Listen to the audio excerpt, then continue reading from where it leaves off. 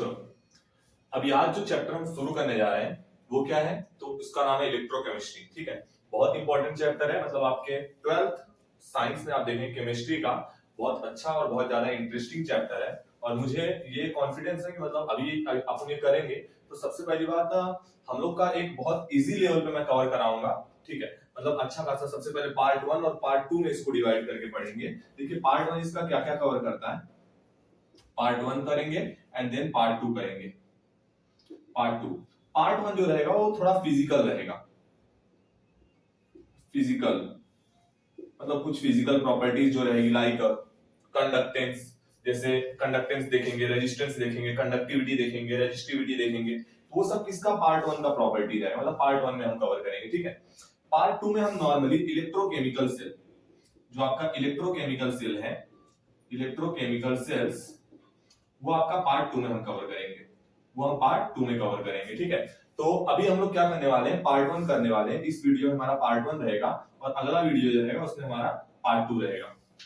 ठीक है, अभी हम पार्ट 1 शुरू करने जा रहे हैं। देखिए पार्ट 1 थोड़ा हो सकता है कि आप लोगों को मतलब थोड़ा कम इंटरेस्ट आए, लेकिन जो भी है, अब जैसा कि आप बोर्ड स्टूडेंट हैं, मतलब बोर्ड बैच आपका है 12th स्टैंडर्ड, तो मैं ये नहीं मानकर चलता हूं कि आप बहुत ज्यादा इंटरेस्ट में मतलब विश्वास रखते होंगे। मेरा यही मानना है कि जो जिसमें आपको मार्क्स मिलेंगे वही आपका इंटरेस्ट होना चाहिए। ठीक है, इंटरेस्ट से बहुत ज्यादा आपका फिलहाल वो मत रखिए, बस ये रखिए कि आपको जहां से मार्क्स मिल रहे हैं जहां पर वो चीज आप कर लीजिए। ठीक है, चलिए तो अभी हम पार्ट 1 शुरू करने जा रहे हैं। तो देखो हमारे क्या क्या टॉपिक रहेंगे आज पार्ट 1 में, क्या क्या हम लोग प्रॉपर कवर करने वाले हैं। और ये मैं गारंटी के साथ बोल रहा हूँ कि इतना चीज, ये जो भी टाइम लगेगा, क्योंकि अभी मैं पढ़ा रहा हूं तो आप भी थोड़ा उस कॉन्फिडेंस से पढ़िए कि आप पढ़ रहे हैं। ठीक है, और मैं इस बात की गारंटी दे रहा हूं कि पार्ट 1 खत्म होने के बाद आप पार्ट 1 को मतलब पार्ट 1 के रिस्पेक्ट में एकदम इस लेवल पे रहेंगे कि आपसे बेसिक से बेसिक और हार्ड से हार्ड क्वेश्चन पूछा जाए, आप उसका जवाब बहुत कॉन्फिडेंस के साथ और बहुत इजी वे में देंगे। मतलब आपको वो चीज समझ में आ जाएगी। देखो क्वेश्चन करने से पहले अगर क्वेश्चन समझ गया तो वहीं पे क्वेश्चन सॉल्व हो जाता है। देखो क्वेश्चन अगर आपको समझ गया तो ये तो आपको पता चल जाएगा कि भाई ये क्वेश्चन आपने पहली बात तो पढ़ा है या नहीं पढ़ा है। और अगर आपने पढ़ा है तो इस बात की 98% या फिर 99% चांसेस हो जाते हैं कि आप उसका आंसर दे लेंगे। तो मेन मुद्दा किस बात का है, मेन टॉपिक किस बात का है कि क्वेश्चन आपको समझे। ठीक है, तो ये करने के बाद मैं इस बात की गारंटी लेता हूं कि आपको क्वेश्चन समझेगा। ठीक है, कि क्वेश्चन पूछ क्या रहा है, आपको लिखना क्या है, वो आपको क्लियर हो जाएगा। ठीक है, अभी देखो इसमें हम लोग कवर क्या करने वाले हैं। ठीक है, मैं भी अपने प्रॉपर नोट्स वगैरह के साथ में हूं। मतलब ये अगर मुझे कोई पॉइंट्स जरूरी लगेंगे, मुझे कुछ नोट्स जरूरी लगेंगे, और अगर कोई डेफिनेशन जैसी चीजें रहेंगी तो सारी चीजें मेरे पास नोट्स हैं, उसके हिसाब से मैं बोलता रहूंगा और आप लोग उसको नोट डाउन करते रहिएगा। ठीक है, अब ये रिक्वेस्ट समझिए या ऑर्डर समझिए, मर्जी आपकी है, लेकिन मैं ये फिर से बोल रहा हूं कि मैं मतलब मेरे जो नोट्स हैं उसके अकॉर्डिंग ही मैं आपका कवर कराऊंगा। और उसके बाद में कुछ डेफिनेशन वगैरह, देखो डेफिनेशन के रिस्पेक्ट में क्या करेंगे आप, कि जो डेफिनेशन रहेगा पहले मैं उसको बोलूंगा, आप उसको फटाफट नोट डाउन कर लेना, क्योंकि वीडियो है तो इसमें हम क्या करेंगे, थोड़ा फास्ट बोलेंगे। अब आप ये मत सोचिएगा कि लिखने का भी टाइम नहीं मिल रहा है, आप वीडियो पॉज करके भी लिख सकते हैं। ठीक है, तो हम लोग क्या करेंगे, थोड़ा फास्ट फॉरवर्ड में मैं आपको वो डेफिनेशन बोल दूंगा और देन उस डेफिनेशन का आपको मतलब समझाऊंगा कि वो डेफिनेशन को छोटे छोटे पार्ट में ब्रेक करके कि हर पार्ट का मतलब क्या है, और फिर सबको एसोसिएट कर देंगे और उसका प्रॉपर मतलब आपको समझ जाएगा। ठीक है, तो इस तरीके से हम लोग पूरा कवर अप करने वाले हैं। बस थोड़ा जैसे जैसे कराऊंगा वैसे वैसे करते रहिएगा। ठीक है, चलो इलेक्ट्रोकेमिस्ट्री में अभी हम लोग सबसे पहले अभी क्या कवर करेंगे, सबसे पहले हमारा आप देखेंगे कि इलेक्ट्रोकेमिस्ट्री क्या होती है वो हम जानेंगे। इलेक्ट्रोकेमिस्ट्री 5 मिनट इसके बारे में बात करेंगे क्योंकि पूरा टॉपिक इसी से रिलेटेड है। देन हम लोग थोड़ा रेडॉक्स रिएक्शन पे बात करेंगे, रेडॉक्स रिएक्शन पे बात करेंगे। रेडॉक्स रिएक्शन के बाद हम देखेंगे कि अपना ऑक्सीडेशन क्या होता है, ऑक्सीडेशन, ऑक्सीडेशन, रिडक्शन, ऑक्सीडेंट और रिडक्टेंट, ये सब के बारे में बात कर लेंगे। इसके बाद फिर हम कंडक्टर के बारे में बात करेंगे। कंडक्टर के बाद आप अगर टॉपिक नोट डाउन कर रहे हैं तो आप कर लीजिए, और नहीं भी नोट डाउन कर रहे हैं तो वो तो सब कवर करने ही वाले हैं। फिर हम कंडक्टर कवर करेंगे। कंडक्टर में हम देखेंगे कि 2 टाइप के कंडक्टर होते हैं।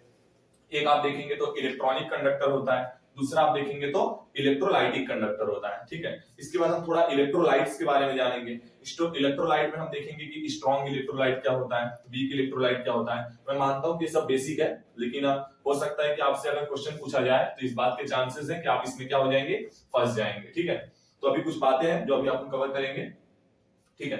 तो इस पे इलेक्ट्रोलाइट्स हो जाएंगे, इलेक्ट्रोलाइट के बाद फिर हम क्या करेंगे, थोड़ा यहाँ पर सेल्स, मतलब अभी तो हमारा सेल वाला पार्ट बहुत दूर है, अभी हम सब कुछ बेसिक करेंगे, ठीक है। इलेक्ट्रोलाइट के बाद आप अगले पॉइंट पर आएंगे तो थोड़ा हम लोग कंडक्टिविटीज के बारे में जानेंगे। जैसे सबसे पहले हम जानेंगे कि ओहम्स का लॉ, यहाँ पर बहुत सारी पार्ट रहेंगे। जैसे हम सबसे पहले ओहम्स लॉ के बारे में डिस्कस करेंगे। ओहम्स लॉ से अपने को रेजिस्टेंस पता चलेगा, रेजिस्टेंस से एक नया वर्ड डिराइव होगा, वो है रेजिस्टिविटी, उसके बारे में हम देखेंगे। इसके बाद कंडक्टेंस देखेंगे, कंडक्टेंस के बाद आप देखेंगे कंडक्टिविटी, ठीक है, उसको आप क्लियर करेंगे। अपना रेजिस्टेंस हो जाएगा, कंडक्टेंस हो जाएगा, कंडक्टिविटी हो जाएगा, रेजिस्टिविटी हो जाएगा। इसके बाद हम लोग नेक्स्ट टॉपिक पे जो आएंगे वो है एक नया टर्म, और उसका नाम है मोलार कंडक्टिविटी।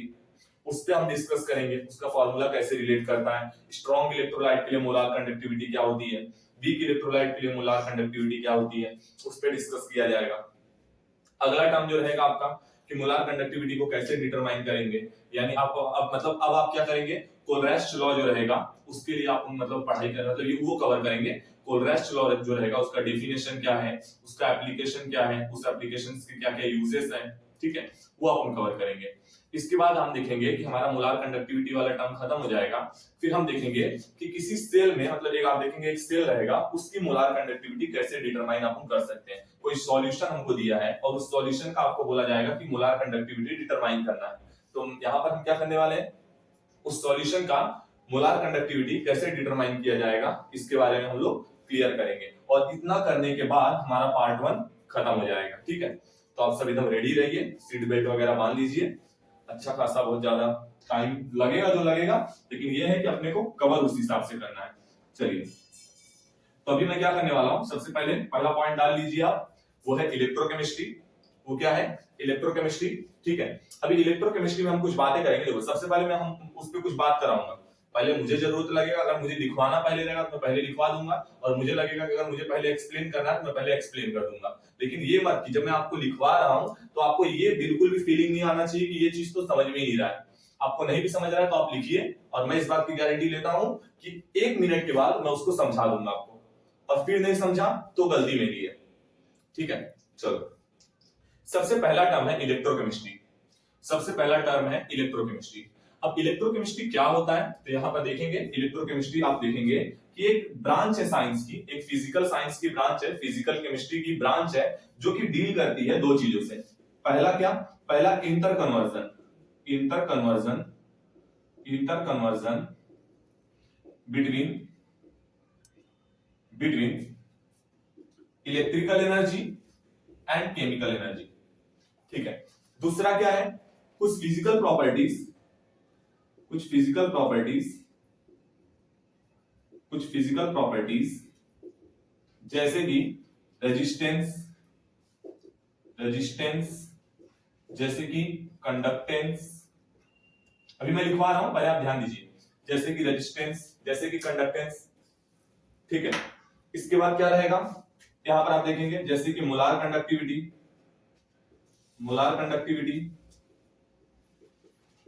ठीक है।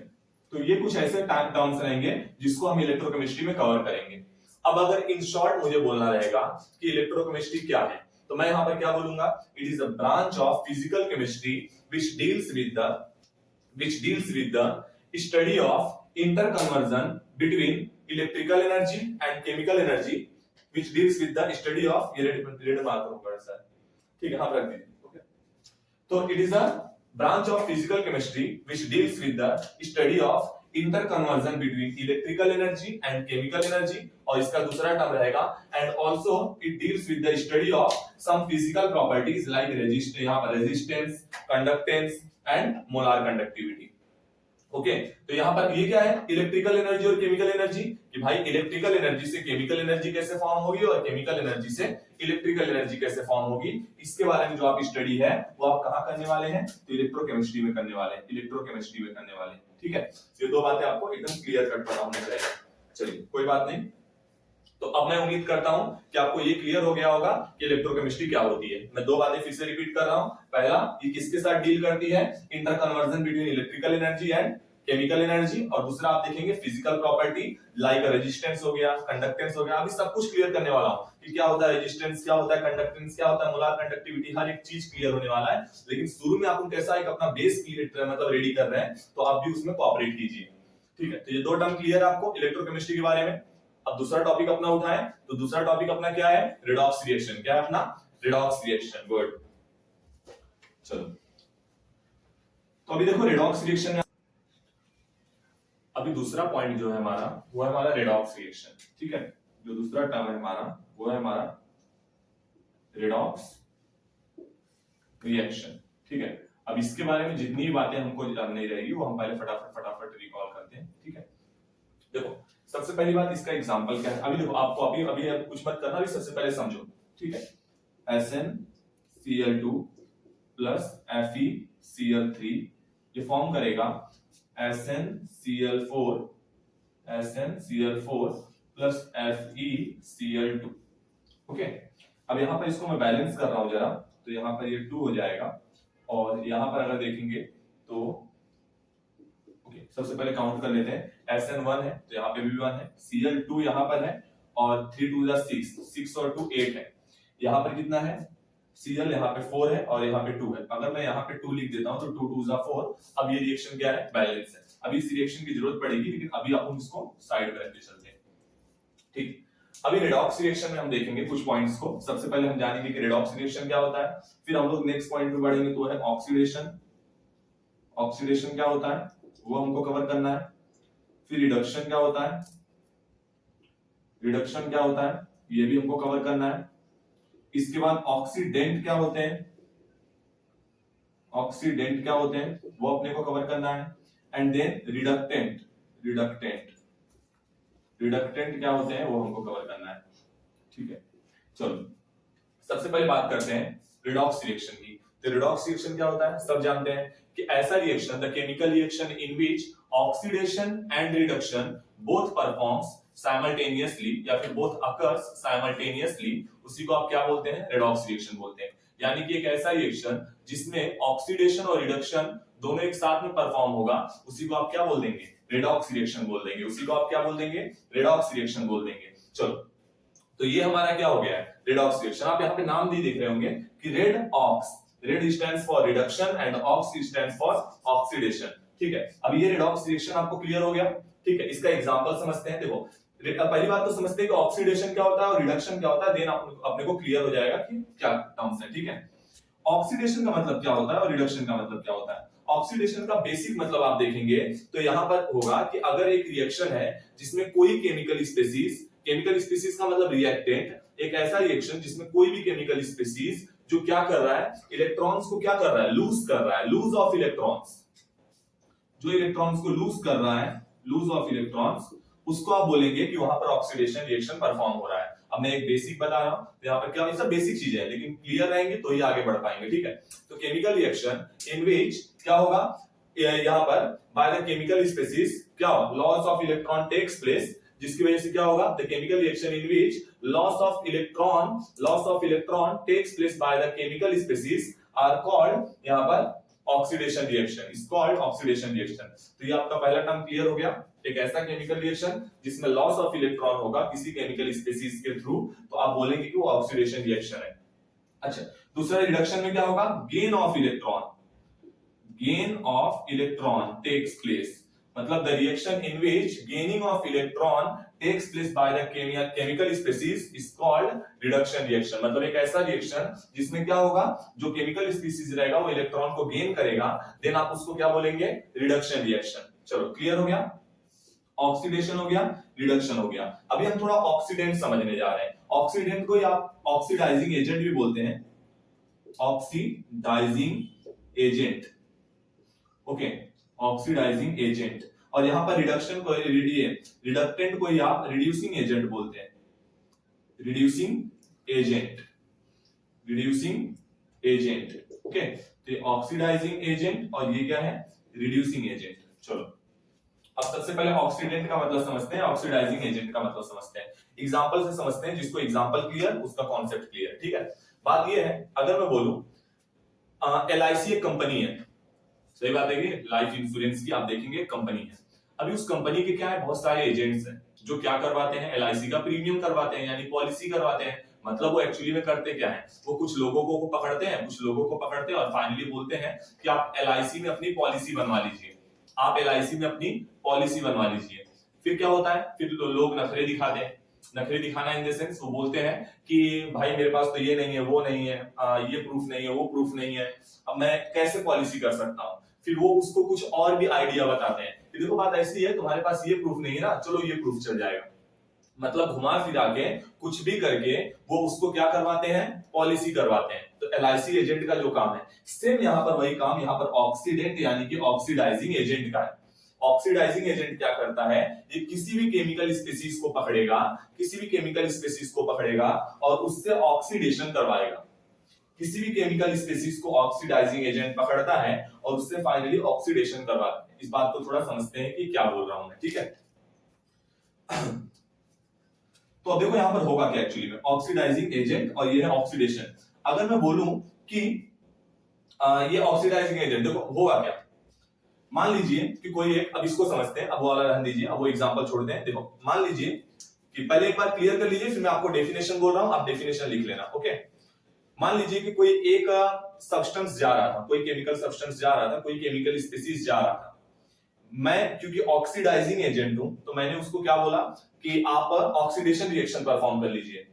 उसने क्या बोला, उसने ये बोला कि भाई ऑक्सीडेशन रिएक्शन करने के लिए तो लॉस ऑफ इलेक्ट्रॉन की जरूरत है, मतलब इलेक्ट्रॉन का लॉस करना पड़ता है। मैं बोला हाँ वो तो करना पड़ेगा। तो उसने बोला लेकिन बात ये है कि मैं लॉस ऑफ इलेक्ट्रॉन कर दूंगा, मेरा इलेक्ट्रॉन लेगा कौन, मेरा इलेक्ट्रॉन लेगा कौन। तो मैंने उसको बोला बस इतनी सी बात है ना, चल भाई तेरा इलेक्ट्रॉन कौन ले लेगा, मैं ले लूंगा, लेकिन तू ऑक्सीडेशन रिएक्शन कर। मतलब अब मैं एक डेफिनेशन बना रहा हूं, आप देखेंगे कि मैंने इलेक्ट्रॉन को लिया तब जाके उसने ऑक्सीडेशन रिएक्शन किया, और क्योंकि मैंने इलेक्ट्रॉन को लिया तो मैंने रिडक्शन रिएक्शन कर लिया। मतलब एक बहुत इंपॉर्टेंट हमको की पॉइंट मिला है कि ऑक्सीडेंट यानी ऑक्सीडाइजिंग एजेंट जो रहता है वो सेल्फ अंडरगोज किसमें, रिडक्शन में, और तब जाके वो दूसरे को ऑक्सीडेशन करवाता है। मतलब खुद क्या करेगा, रिडक्शन करेगा और दूसरे को ऑक्सीडेशन करवाता है। बहुत इंपॉर्टेंट कॉन्सेप्ट है, मे भी यहां से क्वेश्चन बन सकता है, ठीक है। ऐसे ही अभी क्लियर हो गया आप लोग को, पक्का। ऐसे रिड्यूसिंग एजेंट का क्या होगा, अब रिड्यूसिंग एजेंट है, मान लीजिए कि मैं एक रिड्यूसिंग एजेंट हूं, यानी मैं क्या कराता हूं, रिडक्शन करवाता हूं, ठीक है। कोई केमिकल स्पीसीज जा रहा था और मैंने उसको रोका, मैंने बोला कि भाई क्या कर ले, रिडक्शन रिएक्शन कर, रिडक्शन रिएक्शन कर। उसने बोला कि भाई रिडक्शन रिएक्शन करने के लिए तो गेन ऑफ इलेक्ट्रॉन की जरूरत होती है, मतलब इलेक्ट्रॉन लेना पड़ता है। मैं बोला हाँ इलेक्ट्रॉन तो लेना पड़ेगा। तो उसने बोला लेकिन मुझे इलेक्ट्रॉन देगा कौन, मैं बोला बस इतनी सी बात, मैं दूंगा इलेक्ट्रॉन। और मैंने इलेक्ट्रॉन को क्या कर दिया, लूज कर दिया, उसने इलेक्ट्रॉन को ले लिया, और फाइनली यहाँ पे क्या हो गया, यहाँ पर रिडक्शन रिएक्शन हो गया। यहाँ पर क्या हो गया, रिडक्शन रिएक्शन हो गया। अब मामला ये है कि जब रिडक्शन रिएक्शन हुआ, क्योंकि मैंने इलेक्ट्रॉन को लूज किया है, मैं रिड्यूसिंग एजेंट था और मैंने इलेक्ट्रॉन को क्या किया है, लूज किया है, और इसमें मैंने क्या किया है, तो ऑक्सीडेशन किया है। मतलब दूसरे को रिडक्शन करवाने के लिए रिड्यूसिंग एजेंट जो रहेगा, रिड्यूसिंग एजेंट जो रहेगा वो क्या कराएगा, वो ऑक्सीडेशन, खुद ऑक्सीडेशन करेगा, दूसरे को रिडक्शन कराएगा। ऑक्सीडाइजिंग एजेंट खुद क्या करेगा, रिडक्शन करेगा, दूसरे को ऑक्सीडेशन कराएगा। बहुत इंपॉर्टेंट कॉन्सेप्ट है, आपका ये कॉन्सेप्ट क्लियर होना चाहिए, ओके। अब यहां पर समझते हैं कुछ ये कॉन्सेप्ट क्या है। यहां पर आप देखेंगे तो एसएन जो है वो 2 Cl से कनेक्ट हो रहा है, तो मैं यहां पे लिख सकता हूं +2, ठीक है। यहां पर Fe जो है वो 3 Cl से कनेक्ट हो रहा है, यानी मैं लिख सकता हूं +3। यहां पर SN 4 Cl से कनेक्ट हुआ है, यानी मैं लिख दूंगा कि +4। और यहां पर Fe जो है वो 2 Cl से कनेक्ट हुआ है, तो मैं लिख दूंगा +2, ओके। अब अगर हम थोड़ा देखेंगे तो यहां पर एक्चुअली में हुआ क्या है, SN की, यहां पर SN ने क्या किया था, +2 इलेक्ट्रॉन था। अच्छा, प्लस चार्ज कब आता है, जब इलेक्ट्रॉन को लॉस करो, और चार्ज कम कब होगा, जब इलेक्ट्रॉन को गेन करो। प्लस बढ़ेगा कब, जब इलेक्ट्रॉन को लॉस करो, और घटेगा कब, जब इलेक्ट्रॉन को गेन करो। यानी अगर मैं बोलूं कि मैं +3 से +2 हो गया, इसका मतलब मैंने इलेक्ट्रॉन को लिया है। मैं +3 से +4 हो गया, यानी मैंने इलेक्ट्रॉन को लॉस किया है। तो देखो यहां पर +2 था SnCl2 में, यहां पर +4 हो गया। यहां पर Sn जो है वो Cl2 है, यहां पर Sn जो है Cl4 है। बात ये बताइए, +2 से +4 हो गया, यानी इलेक्ट्रॉन को मतलब गेन किया या लॉस किया है, लॉस किया है, सही बात है कि नहीं, लॉस किया है। और यहां पर क्योंकि लॉस किया है तो आप बोलेंगे कि ये जो रिएक्शन है, ये कैसा रिएक्शन है, यहां पर ऑक्सीडेशन हुआ है। क्या हुआ है, ऑक्सीडेशन हुआ है। बहुत इंपॉर्टेंट कॉन्सेप्ट है, ऑक्सीडेशन हुआ है। आज ये ध्यान रखना कि आज अपन सब कॉन्सेप्ट यहां पर मतलब जो भी चीज करेंगे इस बात की गारंटी के साथ करेंगे कि आज मतलब उसके बाद आपसे कोई चीज पूछा जाएगा तो आप मतलब चाहे जो भी हो जाए उसको लेकर आप एकदम क्लियर कट जवाब देंगे। अच्छा, यहां पर +3 था, यहां पर +2 था, यहां +3 था, यहां पर क्या है, +2 है। इसका सीधा मतलब क्या है कि यहां +3 से +2 है, यानी चार्ज कम हुआ है, यानी इलेक्ट्रॉन लिया गया है। और इलेक्ट्रॉन लिया गया है मतलब आप क्या बोल देंगे, इलेक्ट्रॉन लिया गया है यानी कि आप रिडक्शन बोल देंगे। तो एक ऐसा रिएक्शन जिसमें ऑक्सीडेशन और रिडक्शन दोनों हो रहा है उसी को आप क्या बोल देंगे, उसी को आप रिडॉक्स रिएक्शन बोल देंगे। और ये रहा उसका एग्जांपल, यहाँ पे रहे 4 पॉइंट्स जो हमने प्रॉपर कवर कर लिए हैं। और अब मैं थोड़ा फटाफट डेफिनेशंस बोल रहा हूं और उस डेफिनेशंस को आप प्रॉपर लिखेंगे, ठीक है। तो सबसे पहले रिडॉक्स रिएक्शन, तो reaction in which oxidation and reduction both performs या फिर both occurs simultaneously are called redox reaction, ठीक है।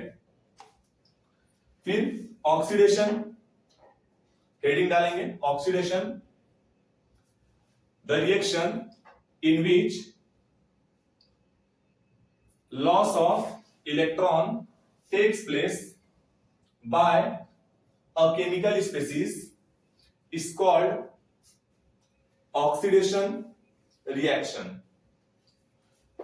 रिडक्शन रिएक्शन देखते हैं, the reaction in which gaining of electron takes place by a chemical species is called reduction reaction. Oxidant क्या होगा, the chemical species विच, अच्छा ये क्या कर रहा था, इलेक्ट्रॉन को लूज कर रहा था या गेन कर रहा था, तो मैंने बताया खुद इलेक्ट्रॉन को एक्सेप्ट करेगा। तो यहां पर लिखते हैं, देखो the chemical species which gaining the electron and helps other chemical substance to perform oxidation reaction are called oxidant or oxidizing agent। मतलब एक ऐसा केमिकल स्पीसीज जो खुद तो इलेक्ट्रॉन को क्या कर लेता है, गेन कर लेता है, और दूसरे जो अदर सब्सटेंस रहेंगे, केमिकल सब्सटेंस रहेंगे, उसको क्या करेगा, हेल्प करेगा, क्या करने के लिए, रिडक्शन, ये ऑक्सीडेशन रिएक्शन परफॉर्म करने के लिए। नेक्स्ट पॉइंट, रिडक्टेंट या रिड्यूसिंग एजेंट, पॉइंट डालकर प्रॉपर लिखिए, नोट्स आपका प्रॉपर रहना चाहिए। The chemical substance which performs loss of electron and help another substance to perform reduction reaction are called reductant और reducing agent, ठीक है। अब ये क्या हमने पॉइंट्स नोट डाउन कर लिए हैं, ओके। अभी हम कुछ ये वाला एग्जांपल आप नोट डाउन कर लीजिए यहाँ पे प्रॉपर, फर्स्ट क्लास यहाँ पर SnCl2 + 2 FeCl3। अगर आपको समझ में आ रहा है तो सब कुछ बैलेंसिंग रिएक्शन ही है, अदरवाइज नहीं समझ रहा है तो एक एग्जांपल एटलीस्ट आप अपने पास रट्टा मार के रखिए, मतलब हमेशा के लिए रखिए। तो SnCl2 + 2 FeCl3 रहेगा, क्या होगा SnCl4 और वो क्या बनाएगा यहाँ पर 2 FeCl2।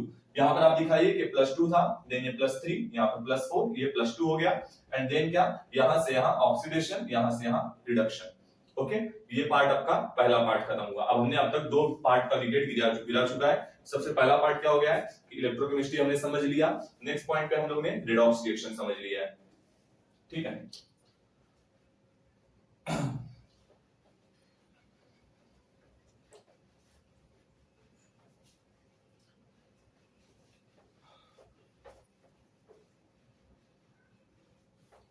अभी देखो, अभी हमारा जो इसके बाद का पार्ट है ये हम लोग का क्या रहेगा, कंडक्टर। सबसे पहले अपन क्या जानेंगे, कंडक्टर कि क्या होते हैं कंडक्टर। कंडक्टर में फिर देखेंगे हम लोग कि 2 टाइप के कंडक्टर होते हैं। फिर 2 टाइप के कंडक्टर में हम देखेंगे कि इलेक्ट्रॉनिक कंडक्टर क्या होता है और इलेक्ट्रोलाइटिक कंडक्टर क्या होता है, दोनों के बीच में डिस्टिंग्विश देखेंगे। एंड देन फिर हम लोग इलेक्ट्रोलाइट्स पे आ जाएंगे, what is electrolyte, what is the non electrolyte, then हम क्या कवर करेंगे, हमारा इलेक्ट्रोलाइट और नॉन इलेक्ट्रोलाइट, इतने पार्ट को हम अभी कवर करने वाले हैं। तो सबसे पहले चलो शुरू ही कर लेते हैं। सबसे पहला पार्ट क्या है, कंडक्टर। कंडक्टर, तो कंडक्टर क्या है, कंडक्टर वो मटेरियल है जो अपने अंदर से इलेक्ट्रिक करंट को फ्लो करने के लिए अलाउ करता है, जो अपने अंदर से इलेक्ट्रिक करंट को फ्लो करने के लिए अलाउ करता है। तो यहां पर क्या लिखेंगे, मटेरियल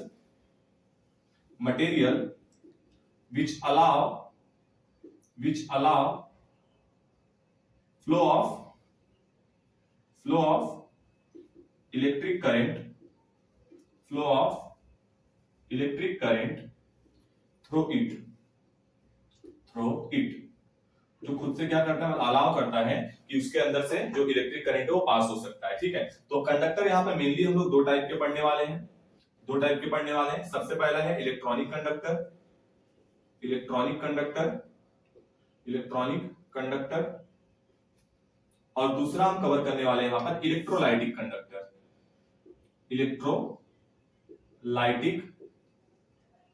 कंडक्टर। ओके, सबसे पहले इलेक्ट्रॉनिक कंडक्टर कवर करने वाले हैं और उसके बाद इलेक्ट्रोलाइटिक कंडक्टर कवर करने वाले हैं। तो इलेक्ट्रॉनिक कंडक्टर में यहाँ पे सही है, दोनों पॉइंट से हम चार बातों को रिलीज करेंगे, मतलब यहाँ पर अपने लिए रेडी करके रखेंगे। मतलब आपका डिस्टिंग्विश पूछा जाए तो भी आपका काम हो जाए और नॉर्मल पूछा जाए तो भी आपका काम हो जाए। तो इलेक्ट्रॉनिक कंडक्टर का सबसे पहला पॉइंट क्या है, तो इलेक्ट्रॉनिक कंडक्टर का सबसे पहला पॉइंट है कि इसमें इलेक्ट्रिक करंट फ्लो होता है किसके हेल्प से, तो due to flow of electrons, यहाँ पर ये इलेक्ट्रॉन्स होंगे, फ्री इलेक्ट्रॉन्स लिखेंगे ज्यादा बेटर रहेगा, due to flow of free electrons. जब ये फ्री इलेक्ट्रॉन्स फ्लो होंगे तो यहाँ पर क्या होगा, इलेक्ट्रिक करंट फ्लो होगा। तो यहाँ पर क्या होगा, due to migration of ions, यहाँ पे इलेक्ट्रिसिटी, मैं सब कुछ लिखवा रहा हूँ, पहले एक बार समझ लेते हैं और फिर अपन सब चीज को समराइज करेंगे। ठीक है, तो यहाँ पर ड्यू टू फ्लो ऑफ, यहाँ पर due to migration of ions, मतलब आयंस आपस में माइग्रेट होते हैं तब जाके क्या होता है, यहाँ पर इलेक्ट्रिक करंट फ्लो होगा। अभी समझेंगे वो सारी चीज। ठीक है, यहाँ पर क्या होगा कि जब ये परफॉर्म होता रहेगा तो कोई भी केमिकल चेंज, मतलब केमिकल, यहाँ पर सबसे पहले लिखते हैं मैटर ट्रांसफर नहीं होगा, मतलब एक जगह से दूसरी जगह तक मैटर का ट्रांसफर नहीं होता, केवल इलेक्ट्रॉन्स का ट्रांसफर होता है। Matter transfer does not takes place, matter का ट्रांसफर नहीं होता है, मैटर का ट्रांसफर नहीं होता है। यहां पर क्या होगा, मैटर का ट्रांसफर होता है, मैटर ट्रांसफर टेक्स प्लेस। यहां पर जो मैटर रहेगा यानी जो आयंस रहेंगे, अभी उसका ट्रांसफर यहां पर होगा। इलेक्ट्रोलाइटिक कंडक्टर में मैटर का ट्रांसफर होगा। इसके बाद यहां पर देखेंगे हम क्या होगा कि जब मैटर का ट्रांसफर होगा, एग्जांपल क्या होगा, इसका एग्जांपल क्या देखेंगे, एग्जांपल ये होगा कि इसमें जो मेटल्स रहेंगे, मेटल्स जो कि चाहे सॉलिड मेटल्स या फिर आप बोलेंगे कि मोल्टन स्टेट में, solid state and molten state metal, solid state and molten state metal. और यहां पे नॉर्मली क्या होंगे, यहां पे कुछ इलेक्ट्रोलाइटिक सॉल्यूशंस होंगे, जैसे कि आप बात करेंगे solution of NaCl and KCl etc, ये सब क्या होंगे, यहाँ पर इलेक्ट्रोलाइट्स होंगे। इसके अलावा यहाँ पर फ्लो ऑफ इलेक्ट्रॉन्स हो गया, मैटर का यहाँ पे ट्रांसफर नहीं होगा। एक पॉइंट और लिख लेते हैं, मैं देख लेता हूँ नोट्स में क्या कैसे है। ठीक है, केमिकल चेंज नहीं होता है, यहाँ पर केमिकल चेंज परफॉर्म नहीं होता, ये आपको याद रखना रहेगा। केमिकल चेंज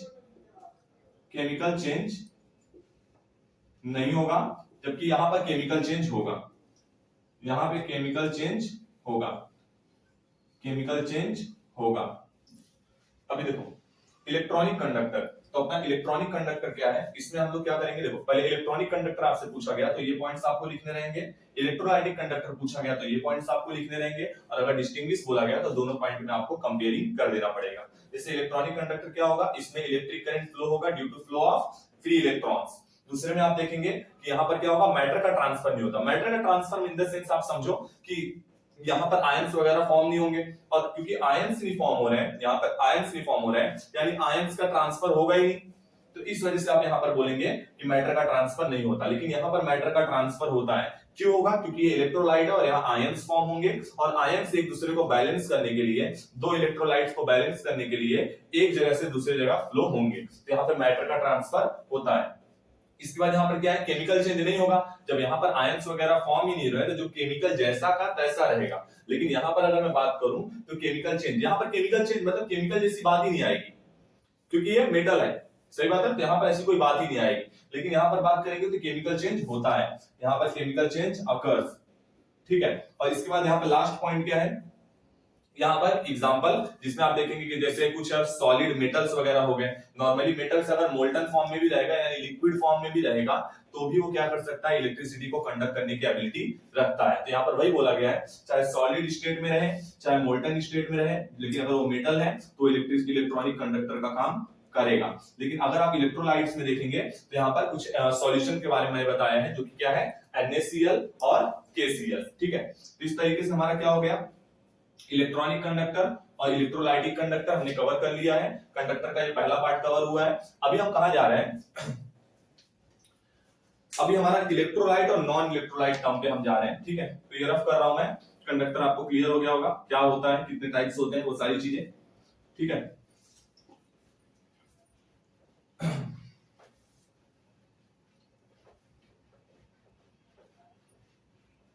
देखो अब इलेक्ट्रोलाइट के बारे में हम कवर करने जा रहे हैं। तो सबसे पहले इलेक्ट्रोलाइट, ठीक है। तो इलेक्ट्रोलाइट क्या होता है, इलेक्ट्रोलाइटिक सॉल्यूशन ही कवर कर लेते हैं। चलो, इलेक्ट्रोलाइटिक सॉल्यूशन और non electrolytic solution, non electrolytic solution, okay. तो इलेक्ट्रोलाइटिक सॉल्यूशन क्या होता है और नॉन इलेक्ट्रोलाइटिक सॉल्यूशन क्या होते हैं, ओके। चलो सबसे पहले बात करेंगे तो इलेक्ट्रोलाइटिक सॉल्यूशन क्या होता है। तो एक ऐसा सॉल्यूशन जिसमें क्या होगा, बड़े आसानी से माइग्रेशन ऑफ आयंस होता है, माइग्रेशन ऑफ आयंस, और इसकी वजह से इसमें क्या होगा, इलेक्ट्रिक करंट फ्लो होगा, इलेक्ट्रिक करंट फ्लो होगा, ठीक है। यहां पर क्या होता है कि माइग्रेशन ऑफ आयंस नहीं होता, यहां पर माइग्रेशन ऑफ आयंस होगा जिसकी वजह से इलेक्ट्रिक करंट फ्लो होगा। यहां पर माइग्रेशन ऑफ आयंस नहीं होता, माइग्रेशन ऑफ आयंस परफॉर्म नहीं होता, डज नॉट टेक्स प्लेस, और उसकी वजह से यहां पर इलेक्ट्रिक करंट भी यहां पर ट्रांसफर नहीं होगा, electric current also does not flow, can या फिर कांट फ्लो। देखिए इलेक्ट्रोलाइट, यहां पर एग्जांपल देख लेते हैं इसका, कुछ एग्जांपल क्या क्या है और इसके भी एग्जांपल देख लेते हैं, ठीक है। तो इसका एग्जांपल आप देखेंगे, जैसे मैं बात करूं NaCl सॉल्यूशन, जैसे बात करूं KCl सॉल्यूशन, मैं सॉल्यूशन बोल रहा हूं, सॉल्यूशन कंपलसरी है क्योंकि सॉलिड स्टेट में ये कैरी नहीं कर सकते, ठीक है, सॉल्यूशन। इसके अलावा आप देखेंगे CH3COOH, ये इलेक्ट्रो, यहाँ पर एसिटिक एसिड है, बहुत ज्यादा वीक इलेक्ट्रोलाइट है, लेकिन है, इलेक्ट्रिसिटी को कंडक्ट कर पाती है, लेकिन बहुत कम कंडक्टिविटी है इसकी। तो ये सब कुछ क्या है, इलेक्ट्रोलाइटिक सॉल्यूशन है। अगर आप नॉन इलेक्ट्रोलाइटिक सॉल्यूशन की बात करेंगे, जैसे मैं बोलूं ग्लूकोज का सॉल्यूशन, जैसे मैं बात करूं शुगर का सॉल्यूशन, आप बात करेंगे सुक्रोज का सॉल्यूशन, ये सब कुछ ऐसे सॉल्यूशन है जो नॉन इलेक्ट्रोलाइटिक प्रॉपर्टी को शो करते हैं। अब ये तो आपका बेसिक कॉन्सेप्ट हो गया। अगर मैं आपको नॉर्मली बोल दूं कि आपके पास दो तरीके का सॉल्यूशन है, एक है NaCl का सॉल्यूशन और दूसरा है शुगर सॉल्यूशन, आपको दोनों के अंदर से इलेक्ट्रिक करंट को पास करना है, तो बताइए कौन इलेक्ट्रिक करंट को पास कर सकता है। तो इसका सीधा सा एग्जांपल है, जो NaCl वाला सॉल्यूशन है वो क्या कर सकता है, इलेक्ट्रिक करंट को पास कर सकता है। लेकिन दूसरा आप देखेंगे जो शुगर सॉल्यूशन है वो इलेक्ट्रिक करंट को पास नहीं कर सकता। रीजन क्या है, रीजन ये है, NaCl का जो सॉल्यूशन है उसमें आयंस का माइग्रेशन हो रहा है, माइग्रेशन होना मतलब वो टूट रहे हैं, ब्रेक हो रहे हैं, जैसे Na+ और Cl- में, और उसकी वजह से इलेक्ट्रिक करंट फ्लो हो रहा है। शुगर सॉल्यूशन में आयंस का माइग्रेशन नहीं हो रहा है, जिसकी वजह से उसमें इलेक्ट्रिक करंट फ्लो नहीं हो रहा है। क्लियर हो गया? तो यहाँ पर हमने क्या कवर कर लिया है, इलेक्ट्रोलाइटिक सॉल्यूशन क्या होता है और नॉन इलेक्ट्रोलाइटिक सॉल्यूशन क्या होता है। गुड, आगे बढ़े हम, कोई दिक्कत है यहाँ तक? गुड, चलो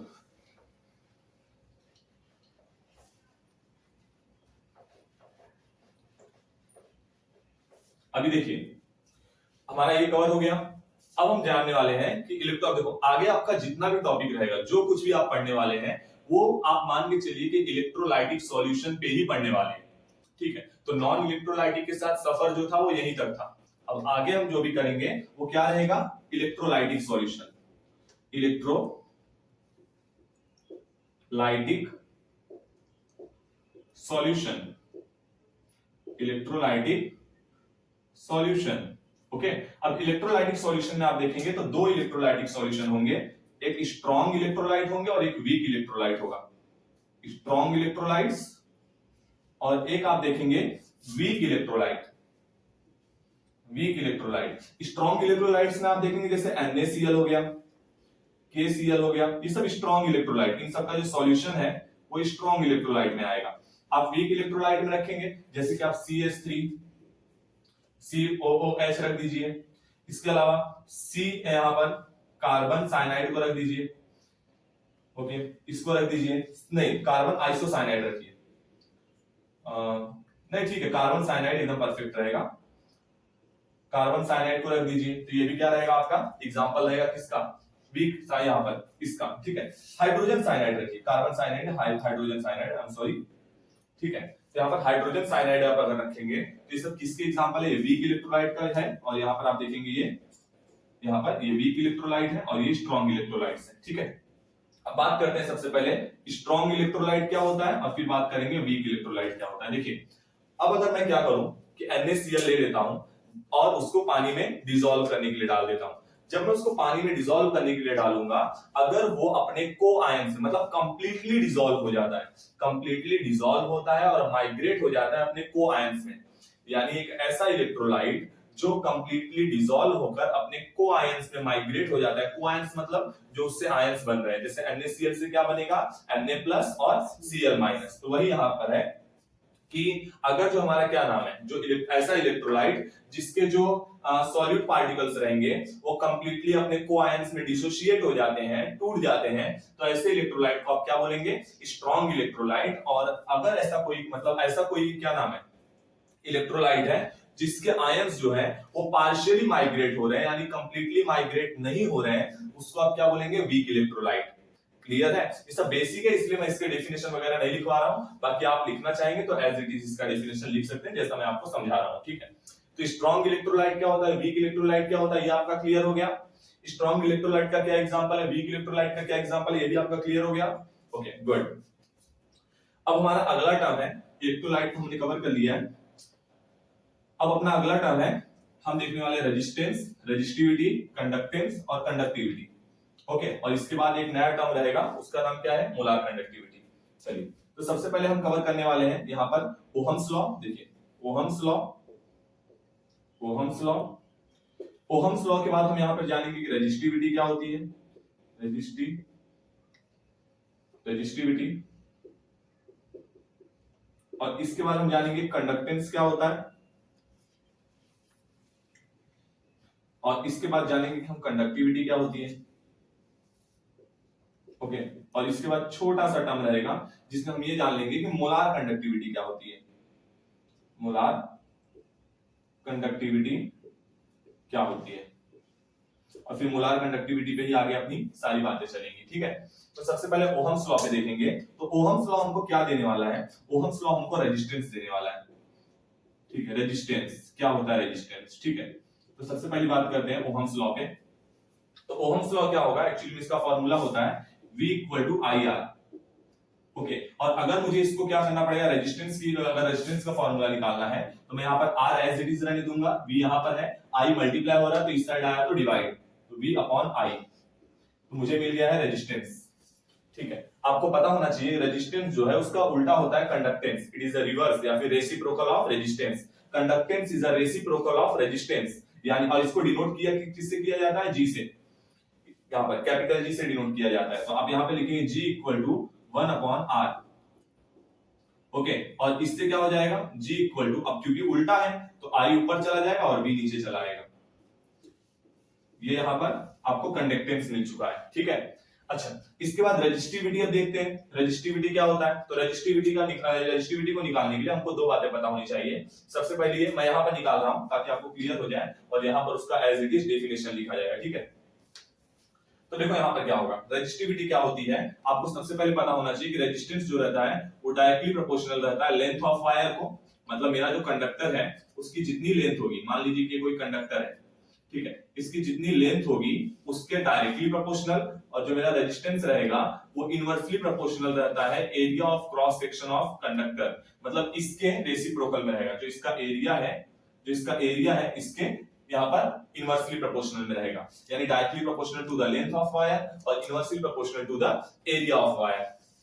जब आप दोनों को क्या करेंगे, ये साथ में रखेंगे तो L अपॉन ए आपको मिल जाएगा, और जब प्रोपोर्शनलिटी साइन हटता है तो उसके जगह पे यहाँ पर एक कांस्टेंट आएगा जिसको प्रोपोर्शनलिटी कांस्टेंट बोला जाता है, और यहाँ पर L upon A as it is रहेगा। और यहाँ पे जो आपका प्रोपोर्शनलिटी कांस्टेंट आया है इसी को आप यहाँ पर क्या बोल देंगे, यहाँ पर रेजिस्टिविटी बोल देंगे। तो यहाँ पर आप इसको शो करेंगे कि प्रोपोर्शनलिटी कांस्टेंट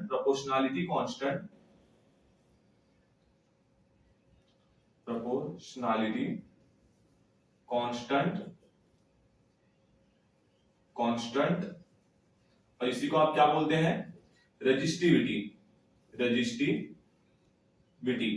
ओके, रेजिस्टिविटी, ये प्रोपोर्शनलिटी कांस्टेंट और इसी को आप क्या बोलते हैं, रेजिस्टिविटी। तो मुझे उम्मीद है कि रेजिस्टिविटी आपको क्लियर हो गया होगा। रेजिस्टिविटी यहाँ पर, अच्छा, रेजिस्टिविटी निकालने के लिए भी आपको क्या करना पड़ेगा, इसको यहाँ पे रहने दीजिए, बाकी सबको इस साइड सेंड कर देंगे। तो इसका फॉर्मूला बनेगा, आप देखेंगे आर ए यहाँ पर ऊपर और एल आ जाएगा नीचे।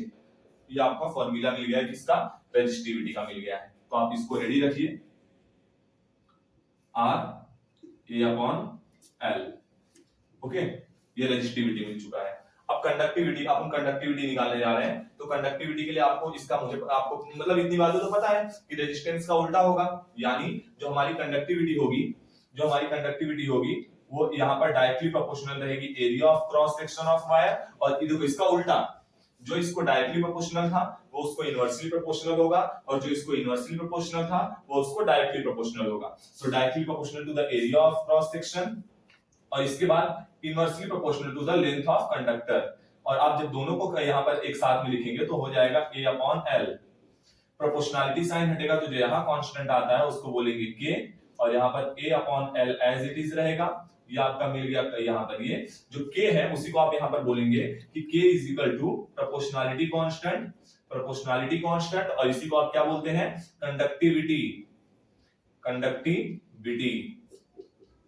कंडक्टिविटी, यही क्या है आपका, कंडक्टिविटी है। और जब आप इसको इस साइड सबको सेंड करेंगे तो k यहाँ पर रहेगा, l इस साइड डिवाइड हो रहा है, इस साइड गया तो मल्टीप्लाई, a जो है वो मल्टीप्लाई हो रहा है, इस साइड आया तो डिवाइड। तो आप इसको क्या लिखने वाले हैं यहाँ पर,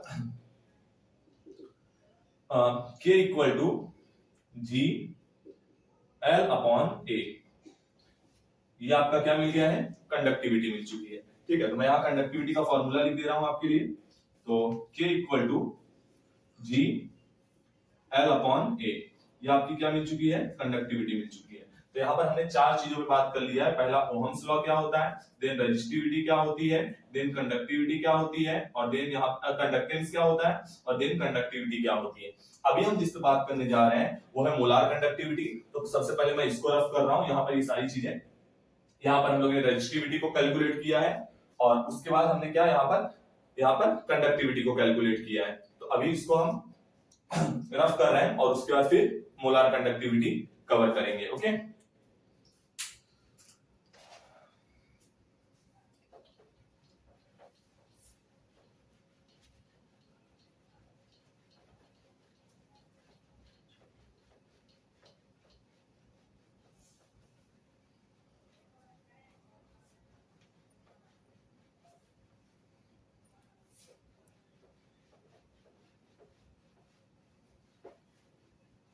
देखिए, अभी जो मोलार कंडक्टिविटी है, मोलार कंडक्टिविटी, ये हम लोग हमेशा सॉल्यूशन के रिस्पेक्ट में निकालेंगे। मोलार कंडक्टिविटी जो है वो किसी सॉल्यूशन के रिस्पेक्ट में निकलेगी, तो डिनोट किया जाता है इस सिंबल से, मोलार कंडक्टिविटी को इस सिंबल से डिनोट किया जाता है। तो आप देखेंगे कि मोलार कंडक्टिविटी इक्वल टू होता है यहाँ पर कि मोलार कंडक्टिविटी इक्वल टू होता है conductivity upon concentration, conductivity upon concentration. लेकिन फॉर 1 लीटर 1 लीटर आप देखेंगे उसमें 1000 सीएम क्यूब होता है। ओके, तो यहां पर अभी आप क्या लिखेंगे कि मोलार कंडक्टिविटी इक्वल टू 1000 के अपॉन सी। ठीक है, ये आपका 1 लीटर के लिए यहां पर मोलार कंडक्टिविटी आ जाता है। ठीक है, अभी हम क्या करने वाले हैं, अच्छा मोलार कंडक्टिविटी का एक फॉर्मूला और होता है जिसमें आप देखेंगे molar conductivity equal to molar conductivity at a zero concentration, molar conductivity at a zero concentration minus A under root C. ये एक फॉर्मूला है, ये आपको एज इट इज याद रखना है, कभी कभी काम आ जाता है। ठीक है, यहाँ पर मैं हर एक चीज बता देता हूँ। ये इसका मतलब क्या है, molar conductivity at a given concentration. इसके बाद क्या है यहाँ पर A naught, molar conductivity at a zero concentration. A यहाँ पर क्या है, कांस्टेंट है, और यहाँ पर अंडर रूट सी जो है आपको पता होगा, वहां पे सी जो है वो कॉन्सेंट्रेशन। ठीक है, तो ये आपको पता रहना चाहिए, ये इंपॉर्टेंट है। ओके, चलिए कोई बात नहीं। अभी हम क्या करने जा रहे हैं, अभी हम मोलार कंडक्टिविटी का ग्राफ प्लॉट करने जा रहे हैं और हम देखेंगे कि स्ट्रॉन्ग इलेक्ट्रोलाइट और वीक इलेक्ट्रोलाइट के लिए हमको क्या ग्राफ मिलता है। ये ग्राफ थोड़ा इंपॉर्टेंट है, थोड़ा ध्यान दीजिएगा। ठीक है, तो देखिए अगर मैं मान लीजिए कि ग्राफ बना रहा हूं, ठीक है, यहां पर क्या हो रहा है, जो कंडक्टिविटी है वो यहां से यहां, मतलब गिवन कॉन्सेंट्रेशन से कॉन्सेंट्रेशन एट जीरो पे जा रहा है, और यहां पर आप उसको दिखा देंगे कि यहां पर रूट सी, मतलब रूट सी का ग्राफ बना रहे हैं। तो ग्राफ देखो कैसा बनेगा। स्ट्रॉन्ग इलेक्ट्रोलाइट के लिए ग्राफ एकदम लीनियर होगा, शार्प ग्राफ होगा आपके। ठीक है, जबकि वीक इलेक्ट्रोलाइट के लिए ग्राफ जो होगा उसमें आपको ग्रेजुअल वीक, मतलब ये दिखाई देगा। मैं समझाता हूं इस बात को, देखो बात क्या होती है। अगर मैं मेरे पास कोई मतलब ये है इलेक्ट्रोलाइट है, और मैं क्या करता हूं, मान लीजिए कि उसका कुछ तो कॉन्सेंट्रेशन था, मैं उसको डाइल्यूट करता जाता हूं, मैं उसको क्या करता हूं, डाइल्यूट करता हूं। अगर मैं उसको डाइल्यूट करता हूं, ये क्वेश्चन बन सकता है कि डाइल्यूट करने पे कोई, अगर मान लो कि इलेक्ट्रोलाइट है तो उसकी कंडक्टिविटी बढ़ती है या घटती है। तो देखिए बात क्या है, ये क्वेश्चन बन सकता है, थोड़ा इसको लेकर अलर्ट रहना। डाइल्यूट करने पे कोई अगर इलेक्ट्रोलाइट है, उसके डाइल्यूशन के टाइम पे उसकी जो कंडक्टिविटी है वो इंक्रीज होगी या डिक्रीज होगी। तो मामला ये होता है कि जब भी आप किसी इलेक्ट्रोलाइट को डाइल्यूट करते हैं, देखिए सबसे पहले क्या था, जब वो कॉन्सेंट्रेटेड था तो इतने जगह में पहले मान लीजिए कि 4 मतलब 4 आयंस थे। कितने आयंस थे, 4 आयंस थे। ठीक है, अब क्या होगा, इनके बीच का जो गैप रहेगा वो कम रहेगा। सही बात है, मतलब वो सब आयंस के बीच में जो गैप रहेगा वो कम रहेगा। अब मैंने क्या कर दिया, उसमें पानी मिला दिया, उसका वॉल्यूम बढ़ गया, वो और ज्यादा हो गया।